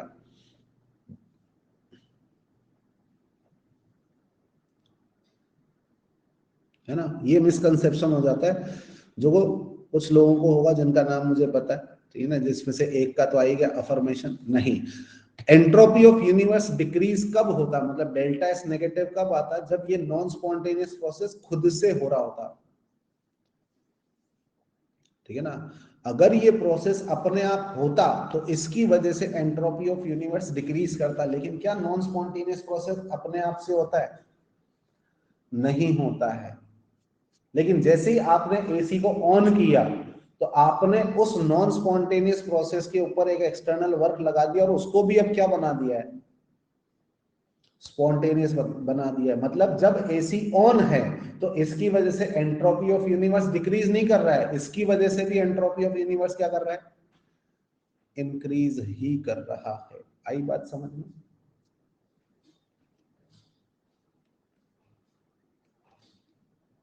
समझे। चलिए, तो ये तो हो गया स्पॉन्टेनिटी का क्राइटेरिया। अब डेल्टा एस यूनिवर्स कैसे निकालेंगे वो बाद में डिस्कस करेंगे। पहले इसी सेकंड लॉ का जो हमने फर्स्ट स्टेटमेंट लिखा है कि complete conversion of heat into work is not possible, इसका भी प्रूफ करके देखते हैं, ठीक है ना। और इसका प्रूफ करके देखने के लिए अपने को क्या करना पड़ेगा, एक डिवाइस पढ़नी पड़ेगी, क्योंकि आप हीट को वर्क में कन्वर्ट करना चाह रहे हो, एनर्जी के एक फॉर्म को दूसरे फॉर्म में कन्वर्ट करना चाह रहे हो, उसके लिए हमेशा एक फिजिकल डिवाइस की जरूरत पड़ेगी। और ऐसी डिवाइस को हम लोग बोलते हैं क्या, हीट इंजन, है ना। ऐसे तो यूनिवर्स की एंट्रोपी हमेशा इंक्रीज होती रहेगी, तो कोई दिक्कत नहीं, इसीलिए तो आप लोगों ने बचपन से एक स्टेटमेंट सुना है कि यूनिवर्स इज ऑलवेज एक्सपैंडिंग, क्यों ना। क्योंकि हर मोमेंट पर इस पूरे यूनिवर्स के अंदर हजारों लाखों स्पॉन्टेनियस प्रोसेस हो रहे हैं, और हर एक की वजह से यूनिवर्स की रैंडमनेस क्या कर रही है, इंक्रीज कर रही है। यूनिवर्स की एनर्जी कैसी बनी हुई है, कांस्टेंट बनी हुई है, फर्स्ट लॉ में पढ़ा था हमने, ठीक है ना। एनर्जी नहीं बढ़ रही है, तुम उसको गलत समझ रहे हो, मिस इंटरप्रेट कर रहे हो। तुम ये सोच रहे हो कि एंट्रोपी बढ़ती रहेगी तो एक दिन यूनिवर्स ब्लास्ट कर जाएगा, नहीं, वो तो तब होता जब एनर्जी बढ़ रही होती है। एनर्जी तो कैसी बनी हुई है, कांस्टेंट बनी हुई है, ठीक है ना। लेकिन वो एनर्जी अब किस में यूटिलाइज हो रही है, रैंडमनेस बढ़ाने में, और रैंडमनेस बढ़ाने में जो एनर्जी जा रही है वो एनर्जी वेस्ट होती जा रही है।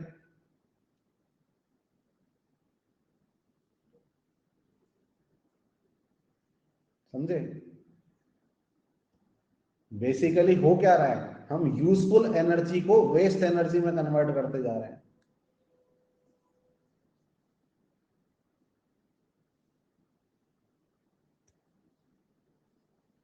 समझे,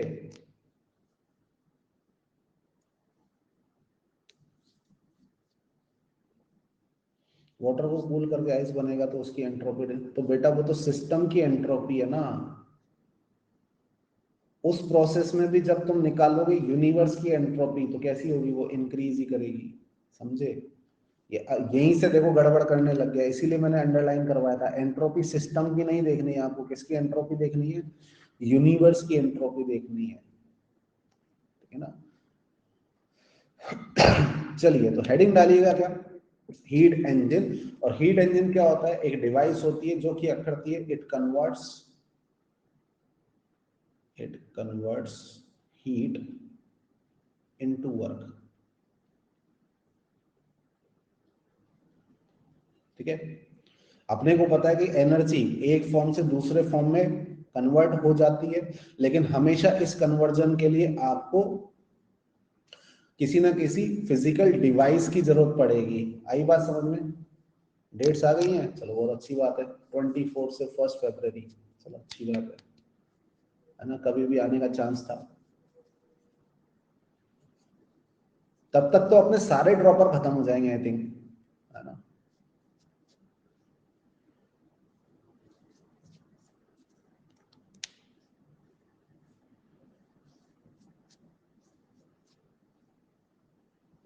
ये देखो,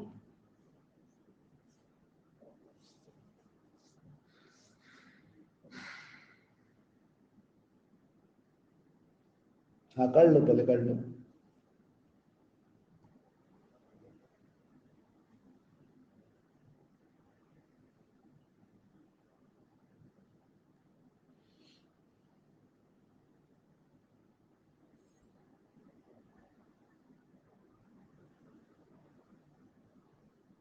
अभी नहीं आई है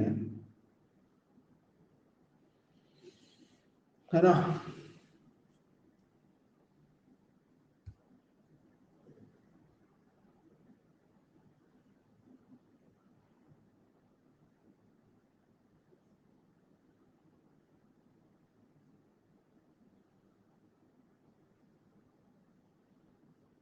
इनके पहले वाले को तो अगर आप ही गए हो ना, तो पहले वाले का ज्यादा भरोसा मत करना,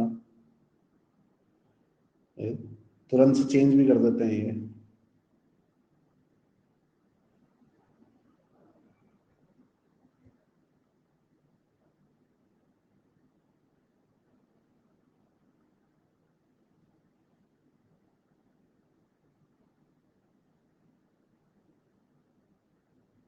आ गया वैसे तो एग्जामिनेशन कैलेंडर।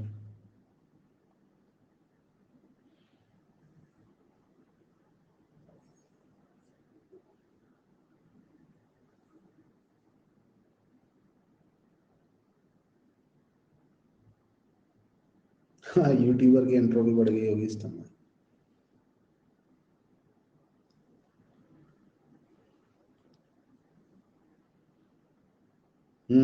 24 जनवरी से 1 फरवरी। अभी वो दिए टेंटेटिव डेट्स बिटवीन, मतलब इसके बीच में अभी फिक्स जो भी आएगा ना डेट वाइज, इन्होंने एक ड्यूरेशन दे दिया कि 24 जनवरी से 1 फरवरी के बीच में फर्स्ट अटेम्प्ट है, ठीक है ना। सेकंड अटेम्प्ट रहेगा आपका 1 अप्रैल से 15 अप्रैल के बीच में, 1 से 15 के बीच में सेकंड रहेगा। उसके बाद में 5 मई को नीट का एग्जाम है, और बाकी से तुम्हें कोई मतलब नहीं है।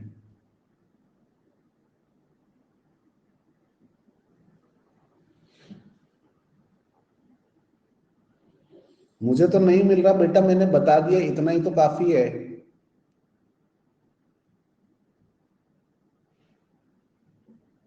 सेकंड अटेम्प्ट पे फोकस करना है बिल्कुल अपने को, है ना।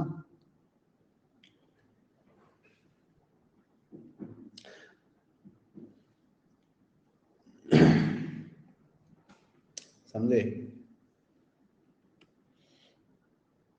फर्स्ट अटेम्प्ट का क्या करना है, फर्स्ट अटेम्प्ट भी देना तो है ही अपने को। अब यार देखो, आप में से है ना, लोगों को अपना स्टार्टिंग टाइम देखना पड़ेगा, ठीक है ना, कि किसने अपना ड्रॉप ईयर कब से स्टार्ट किया था। समझे। अब जिसने लिक्विड सोल्यूशन से पढ़ना चालू किया, जिसने अप्रैल से स्टार्ट किया था, उसके लिए मैंने बोला ये कि आपका नवंबर तक सिलेबस खत्म हो जाएगा, तो आपके पास दिसंबर एंड मिड जनवरी, मतलब 1.5 से 2.25 महीना रहेगा, तब तक तो बहुत अच्छे से आपका रिवीजन पूरा कंप्लीट हो ही जाएगा, ठीक है ना। लेकिन ये सिर्फ मेरे सब्जेक्ट की बात है, ठीक है ना। हो सकता है कि आपका मैथ्स या फिजिक्स कंप्लीट ना हो, और अगर वो कंप्लीट नहीं हुए तो भी आप अपने आप को फर्स्ट अटेम्प्ट के लिए प्रिपेयर्ड मत मानिएगा। तो ये जरूर श्योर है कि सेकंड अटेम्प्ट अपना मेन टारगेट है। आप खुद से देख लीजिए ना इन डेट्स में, क्या 12th वाले स्टूडेंट्स के लिए सेकंड अटेम्प्ट का कोई मतलब रहेगा? उनका जैसे बोर्ड का एग्जाम खत्म होगा वैसे ही उनका सेकंड अटेम्प्ट आ जाएगा। क्या वो बोर्ड और सेकंड अटेम्प्ट के बीच में रिवीजन कर पाएंगे? नहीं कर पाएंगे ना। तो प्रैक्टिकल सी बात है कि सेकंड अटेम्प्ट अपने लिए है, फर्स्ट अटेम्प्ट उनके लिए है। तो ज्यादा हाइपर ना हो, ठीक है ना। अदरवाइज होता क्या है कि हम लोग जैसे ही एग्जाम का शेड्यूल आता है, त्राई त्राई मचाने लग जाते हैं, उस चक्कर में सिलेबस भी पूरा कंप्लीट नहीं करते, रिवीजन करने में लग जाते हैं, और उसकी वजह से ना तो फर्स्ट अटेम्प्ट अपना अच्छा होता है, और सेकंड अटेम्प्ट भी तो भूल ही जाओ, क्योंकि सिलेबस ही कंप्लीट नहीं हुआ। समझे। तो इस वजह से दिमाग में एक क्लियर थॉट रखना है कि अपना तो एक ही अटेम्प्ट है, जो फर्स्ट अटेम्प्ट है वो तो मॉक टेस्ट है। समझे।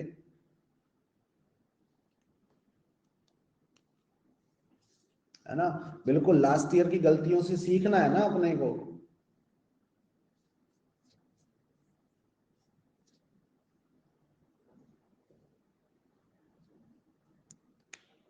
तो फर्स्ट फर्स्ट अटेम्प्ट का तो रत्ती भर पेन भी अपने दिमाग में नहीं लेना है अपने को।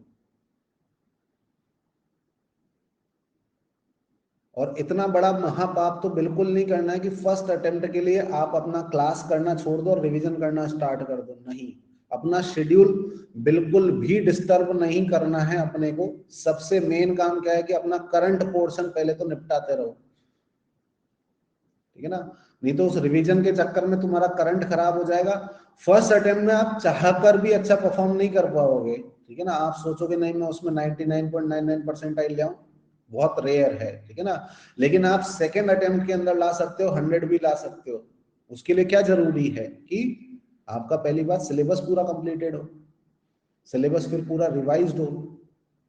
अब आप खुद से सोच लीजिए, फर्स्ट अटेम्प्ट तक ना तो आपका सिलेबस पूरा कंप्लीट होगा ना कंप्लीट रिवाइज होगा। हर सब्जेक्ट की बात कर रहा हूं मैं, सिर्फ मेरे सब्जेक्ट की बात नहीं कर रहा हूं, है ना।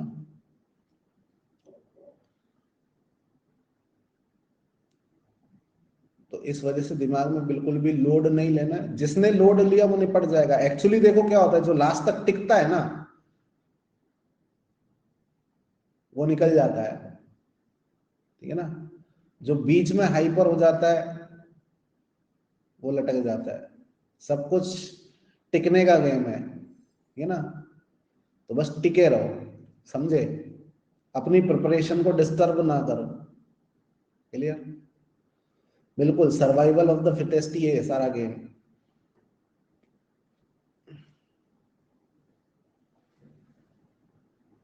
क्लियर? चलिए, तो हीट इंजन क्या है? एक ऐसी डिवाइस जो कि हीट को किस में कन्वर्ट करेगी? वर्क के अंदर कन्वर्ट करेगी। ठीक है ना? तो इसका काम क्या रहेगा? देखो कि अपने पास में कोई हीट इंजन है जिसको आने वाली हीट को वर्क में कन्वर्ट करना है। तो इसका मतलब ये हीट इंजन क्या करेगा? कहीं ना कहीं से हीट को गेन करेगा। ठीक है? इसके अंदर क्या आनी चाहिए? हीट आनी चाहिए। अब जहां से ये हीट को गेन करेगा, ऑब्वियस सी बात है, नेचुरली गेन करेगा, अदरवाइज इसी में एक्सटर्नल हेल्प लगानी पड़ रही है, तो फिर ऐसा इंजन किस काम का?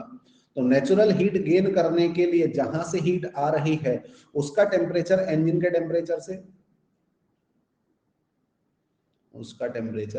टेम्परेचर से, ज्यादा होना चाहिए। तो इसको हम लोगों ने लिखा है क्या?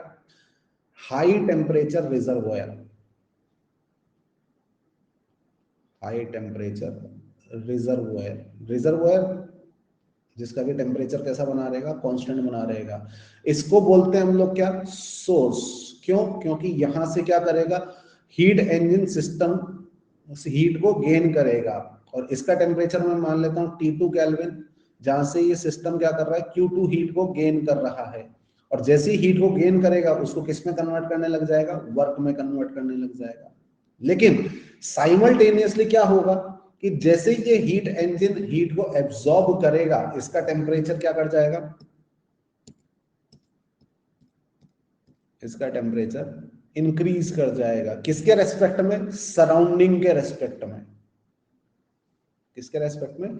सराउंडिंग के रेस्पेक्ट में। और सराउंडिंग एंड इंजन ये तो हमेशा कांटेक्ट में रहेंगे, और अगर ये दोनों एक दूसरे के साथ कांटेक्ट में है जिसमें से हीट इंजन का टेम्परेचर सराउंडिंग से ग्रेटर है, तो अब नेचुरल हीट फ्लो होने लगेगा हीट इंजन से सराउंडिंग की तरफ। कहने का मतलब सराउंडिंग जो है वो हीट इंजन के रेस्पेक्ट में क्या बन जाएगा? लो टेम्परेचर रिजर्वोयर, जिसका टेम्परेचर कुछ है T1 केल्विन। ठीक है ना? और सिंस इसमें नेचुरली हीट जाएगी Q1, तो इसको हम लोग क्या बोल देंगे? सिंक बोल देंगे। ठीक है ना? अब कोई भी हीट इंजन ऐसा पॉसिबल नहीं है जिसके लिए हम लोग Q1 को जीरो कर पाए, मतलब Q1 will not be equal to zero. और अगर Q1 will not be equal to zero, तो फर्स्ट लॉ के according, law of energy conservation के अकॉर्डिंग, W जो रहेगा वो बेसिकली कितना रहेगा? Q2 माइनस Q1 के बराबर रहेगा, क्योंकि Q2 हीट आ रही है, Q1 जा रही है, तो वर्क में कितनी कन्वर्ट हुई होगी? Q2 माइनस Q1 कन्वर्ट हुई होगी। कहने का मतलब it will be less than Q absorb. मतलब सिस्टम में जितनी हीट आ रही थी, क्या वो 100% वर्क में कन्वर्ट हो पा रही है? नहीं कन्वर्ट हो पा रही है। इसका मतलब कैसा कन्वर्जन होगा? पार्शियल कन्वर्जन ही होगा। लॉजिकली समझ में आता है? ठीक है ना? इसी चीज को कॉन्सेप्चुअली अगर हम लोग देखें, तो मैंने आप लोगों को हीट एंड वर्क बताए थे मोड ऑफ एनर्जी एक्सचेंज, जिसमें से हीट कैसा होता है? Random form of energy exchange, जबकि वर्क कैसा होता है? Ordered form of energy exchange. ठीक है ना?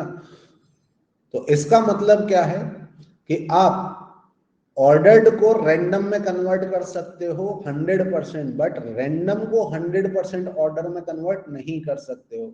एक अच्छे खासे इंसान को 100% बिगाड़ा जा सकता है, लेकिन एक बिगड़े हुए इंसान को 100% सुधारा नहीं जा सकता। ठीक है ना? यही दुनिया का उसूल है, और इसी वजह से हीट का conversion of work, conversion into work is possible, but complete conversion of heat into work is not possible. आई बात समझ में? तो हमने लॉजिकली देखा, हम लोगों ने कॉन्सेप्चुअली देखा, और इसी चीज को हम लोग चाहें तो मैथमेटिकली भी देख सकते हैं। आई बात समझ में?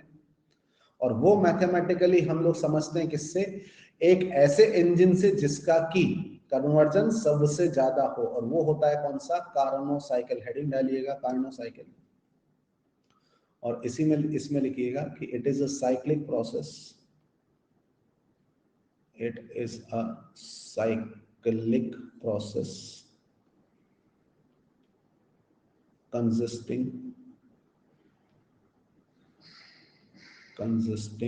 following steps, ठीक है ना। और वो कौन कौन से स्टेप्स हैं? पहला स्टेप होता है इसका reversible isothermal ideal gas expansion, ठीक है ना। दूसरा होगा कौन सा? Reversible adiabatic ideal gas expansion. तीसरा होगा कौन सा? Reversible isothermal ideal gas compression.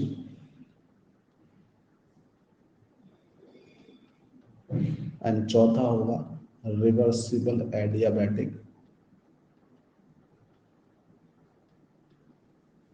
Ideal gas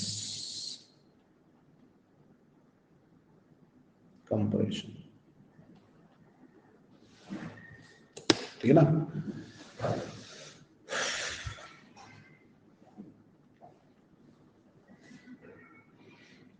कोई सा भी इंजन हो वो हमेशा एक साइक्लिक प्रोसेस पर ही वर्क करता है ना। क्यों? क्योंकि कंटिन्यूअसली उसके अंदर क्या होगा? सेम मूवमेंट रिपीट होगी।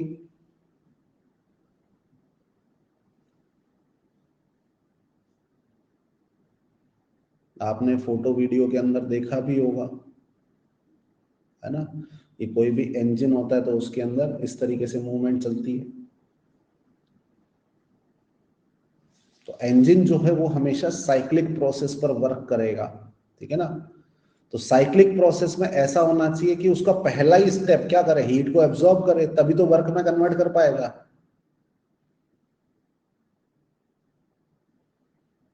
पहला स्टेप तो क्या करे? हीट को एब्जॉर्ब करे, तभी जाकर उसको वर्क में कन्वर्ट कर पाएगा, ठीक है ना। अब अगर साइक्लिक प्रोसेस है तो उसके अंदर क्या होगा? एक्सपेंशन के साथ साथ कंप्रेशन भी होगा,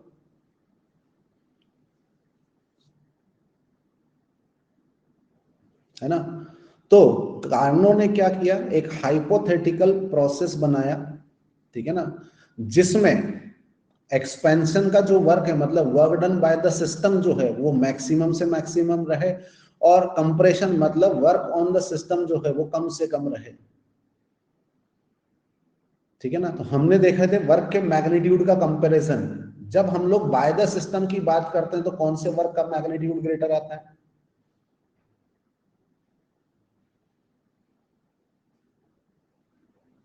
कौन से वर्क का मैग्नीट्यूड ग्रेटर आता है? रिवर्सिबल पाथ का, ठीक है ना। और जब हम लोग कंप्रेशन की बात करते हैं तो कंप्रेशन के अंदर कौन से वाले पाथ का कम आता है? रिवर्सिबल पाथ का। कम की बात कर रहे हैं, इरिवर्सिबल का ज्यादा आता है, तो कम किसका आता है? रिवर्सिबल का। आपको एक्सपेंशन चाहिए मैग्नीट्यूड ज्यादा से ज्यादा, और कंप्रेशन चाहिए मैग्नीट्यूड कम से कम, तो दोनों ही किसके लिए आ रहे हैं? रिवर्सिबल के लिए आ रहे हैं। तो उन्होंने क्या किया? 4 स्टेप का एक प्रोसेस बनाया, जिसमें चारों के चारों स्टेप कैसे थे? रिवर्सिबल थे। जिससे क्या होगा? बाय द सिस्टम वर्क का मैग्नीट्यूड मैक्सिमम होगा और ऑन द सिस्टम वर्क का मैग्नीट्यूड कम से कम होगा। मतलब इस ओवरऑल साइकिल से जो वर्क निकलेगा वो मैक्सिमम निकलेगा।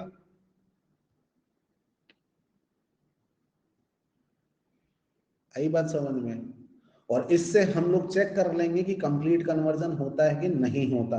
अगर इसमें भी कंप्लीट नहीं होगा तो फिर किसी में भी कंप्लीट नहीं होगा। तो वो निकालने के लिए हम लोग क्या करते हैं?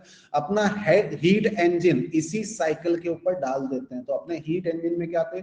2 टेम्परेचर थे, एक T2 था, एक T1 था। 2 हीट थी, Q2 एंड Q1। तो वो कैसे डालें? देखो, 4 स्टेप का प्रोसेस हम लोग बना रहे हैं। रिवर्सिबल तो ग्राफिकली बनाया जा सकता है, आइडियल गैस के लिए तो प्रेशर वर्सेस वॉल्यूम ग्राफ मैंने बनाया। इनिशियल स्टेट ए ले ली, जहां का वॉल्यूम कितना है V1 और टेम्परेचर कितना T2 मैंने लिया है। 2 मुझे आइसोथर्मल प्रोसेस बनाने हैं, जो कैसे बनेंगे? हाइपरबोलिक बनेंगे, रेक्टेंगुलर हाइपरबोलिक। बोलिए। अब 2 हाइपरबोलिक मुझे बनाने, तो हायर टेम्परेचर वाला ऊपर बनेगा, लोअर टेम्परेचर वाला नीचे बनेगा, ठीक है ना। तो ए से बी तक प्रोसेस मेरा कौन सा है, आइसोथर्मल, जिसमें dt का वैल्यू 0 है।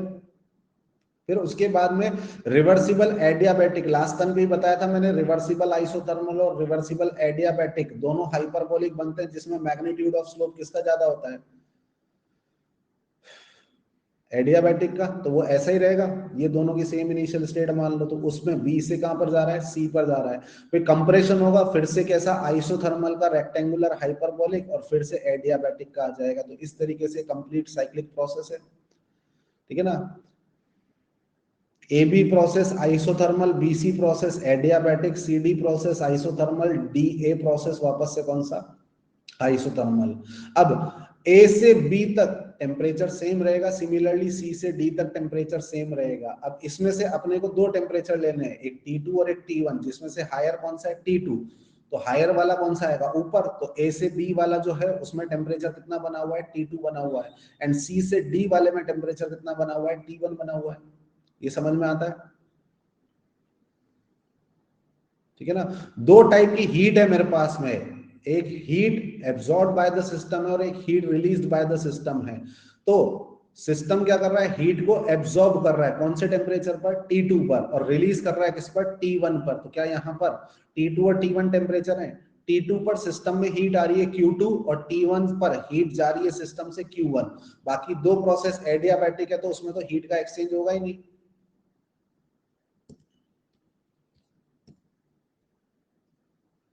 ठीक है ना। और अब मुझे क्या करना है, इस कंप्लीट प्रोसेस के लिए वर्क डन निकालना है और उसको चेक करना है कि वो एब्जॉर्ब्ड हीट से इक्वल आता है कि लेसर आता है। ग्रेटर तो आ ही नहीं सकता ना,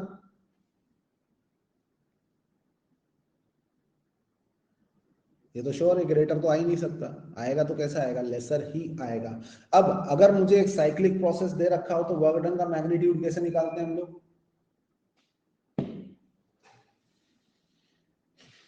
वर्क डन का मैग्नीट्यूड कैसे निकालते हैं, एरिया से। लेकिन सामने जो शेप आपको दिख रहा है, इसका एरिया निकालने का फॉर्मूला पता है क्या,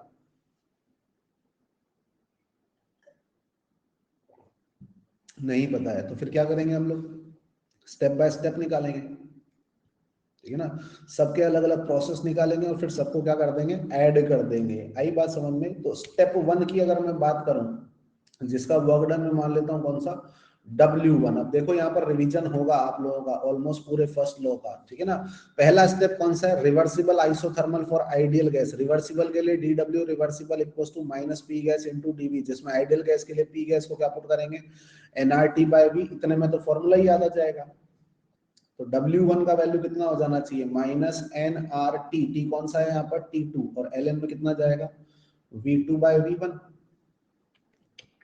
nRT ln V2 bye V1, ठीक है ना। ऑल्सो यहां से अपने को क्या होगा, हीट एब्जॉर्ब्ड Q2 का वैल्यू भी मिल जाएगा, उसकी भी तो जरूरत पड़ेगी ना, क्योंकि कंपेयर तो उसी के साथ करना है। तो वो कैसे निकालें, अपने को पता है कि since delta U1 should be equal to, temperature यहाँ पर कैसा है, कांस्टेंट है ना। और जब टेम्परेचर कांस्टेंट होता है तो हीट कैसे निकालते हैं, CDT से। शाबाश, है ना। जब टेम्परेचर कांस्टेंट है तो हीट कैपेसिटी डिफाइंड होती है क्या, नहीं। किससे निकालेंगे, फर्स्ट लॉ से निकालेंगे। तो वही अप्रोच है, delta U1 should be equal to heat, heat कितनी है यहाँ पर Q2, एंड वर्क डन कितना, W1। अब आइसोथर्मल है तो डेल्टा U का वैल्यू कितना होना चाहिए, 0 होना चाहिए, ठीक है ना। आइडियल के लिए क्या हो जाएगा, du इक्वल्स टू CVDT, और du इक्वल्स टू CVDT है तो इसका वैल्यू कितना होगा, 0 हो जाएगा। तो अपने पास किसका वैल्यू निकल कर आ जाएगा, Q2 का वैल्यू निकल कर आ जाएगा, और वो Q2 का वैल्यू माइनस W1, मतलब कि प्लस का कितना, nRT2, और ln में कितना, V2 बाय V1। आएगा नहीं आएगा, ठीक है। स्टेप 2 की बात करते हैं हम लोग। स्टेप 2 के अंदर क्या है, एडियाबैटिक है, तो dq का वैल्यू कितना हो गया, 0 हो गया। अब dq का वैल्यू 0 हो गया तो W2 आप किससे निकाल सकते हैं, डेल्टा U से ही निकाल सकते हैं। और डेल्टा U का वैल्यू आइडियल गैस के लिए कितना होता है, CVDT के इक्वल होता है। तो it will be equal to what, n into में CVM, और डेल्टा T का मतलब कितना हो जाएगा, T1 माइनस T2।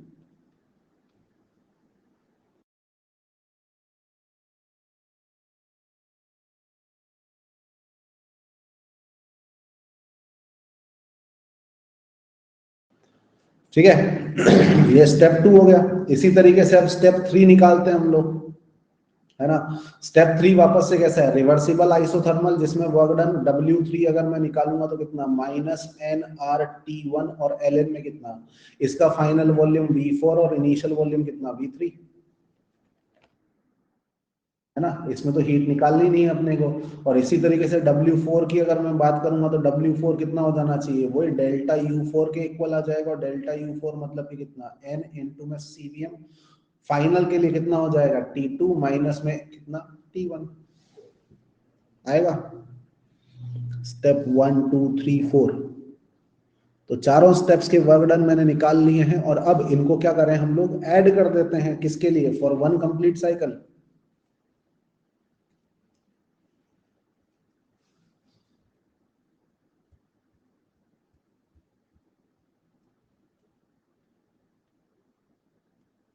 है ना। तो फॉर वन कंप्लीट साइकिल अगर हम लोग बात करें W टोटल की, तो W टोटल कैसे निकलना चाहिए, सिंपल समेशन, मतलब कि W1 प्लस कितना, W2 प्लस कितना, W3 प्लस कितना, W4। इनमें से देखिए W2 का वैल्यू कितना है, NCVM T2 T1 minus T2, और W4 का वैल्यू कितना है, NCVM T2 माइनस T1। तो अगर मैं उनको ऐड करूंगा तो वो क्या होंगे, एक दूसरे से कट जाएंगे, है ना। और बाकी मेरे पास में बचेगा -nRT, तो दोनों में से माइनस मैंने कॉमन ले लिया, तो W1 कितना हो जाएगा, nRT2 ln में कितना, V2 bye V1, N plus nRT1 और ln में कितना, V4 बाय V3।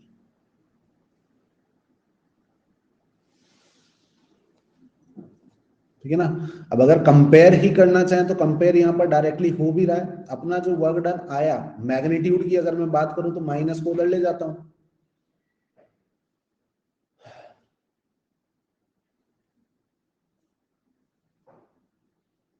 है ना।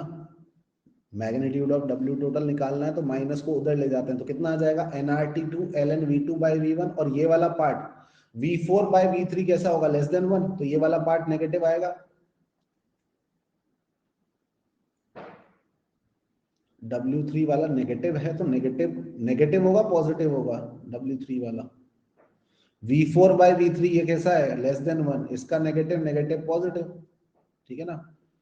तो अब आपकी हीट तो आई थी कितनी, nRT2 ln V2 bye V1, ठीक है ना, उतना तो यहाँ पर भी मिल रहा है अपने को, ठीक है। उसके कंपैरिजन में थोड़ा सा कैसा हो रहा है, कम हो रहा है। तो कहने का मतलब क्या हुआ कि जो वर्क डन है वो एब्जॉर्ब हीट से कैसा है, लेसर है ना। लेकिन और थोड़ा सा सिंप्लीफाइड तरीके से हम लोग इसको कंपेयर करना चाहें तो उसके लिए क्या करते हैं हम लोग, एडियाबैटिक प्रोसेसेस की हेल्प लेते हैं। और एडियाबैटिक प्रोसेस कौन कौन से हो जाएंगे अपने, एडियाबैटिक प्रोसेस है एक तो B से C और एक कौन सा है, D से A। B से C प्रोसेस की अगर हम लोग बात करें तो ये है रिवर्सिबल एडियाबैटिक प्रोसेस। और इस रिवर्सिबल एडियाबैटिक प्रोसेस के लिए क्या लगना चाहिए, पीवी पावर गामा, बोलो। तो बी स्टेट का टेम्परेचर कितना है, T2, वॉल्यूम कितना है, V2 की पावर कितना, गामा -1। सी स्टेट की बात करें, टेम्परेचर है T1, वॉल्यूम है V3 की पावर गामा -1। तो यहां से T2 बाय T1 का वैल्यू मिलेगा मुझे कितना, V3 अपॉन में V2 की पावर कितना, गामा -1, है ना। इसी तरीके से एक मेरे पास में एडियाबैटिक प्रोसेस है D से A, ये भी कौन सा प्रोसेस है, रिवर्सिबल एडियाबैटिक प्रोसेस है। और इसके लिए भी पीवी पावर गामा लगेगा, जिसको टेम्परेचर वॉल्यूम के टर्म में लगा सकते हैं। डी स्टेट का टेम्परेचर कितना, T1, वॉल्यूम कितना, V4 की पावर कितना, gamma -1, should be equal to A state का टेम्परेचर T2, वॉल्यूम कितना, V1 की पावर कितना, गामा -1। तो यहां से भी T2 बाय T1 का वैल्यू मिल रहा है। और उस T2 बाय T1 का वैल्यू कितना आ जा रहा है, V4 अपॉन V1 की पावर कितना, गामा -1, ठीक है। तो यहां तक अभी रुकते हैं हम लोग, ठीक है ना। नया होमवर्क कुछ भी नहीं है, पुराने वाले को निपटा लीजिएगा और यहीं से हम लोग नेक्स्ट टाइम पे कंटिन्यू करेंगे, ठीक है ना। तब तक के लिए ओके, डाड़ा, बाय बाय।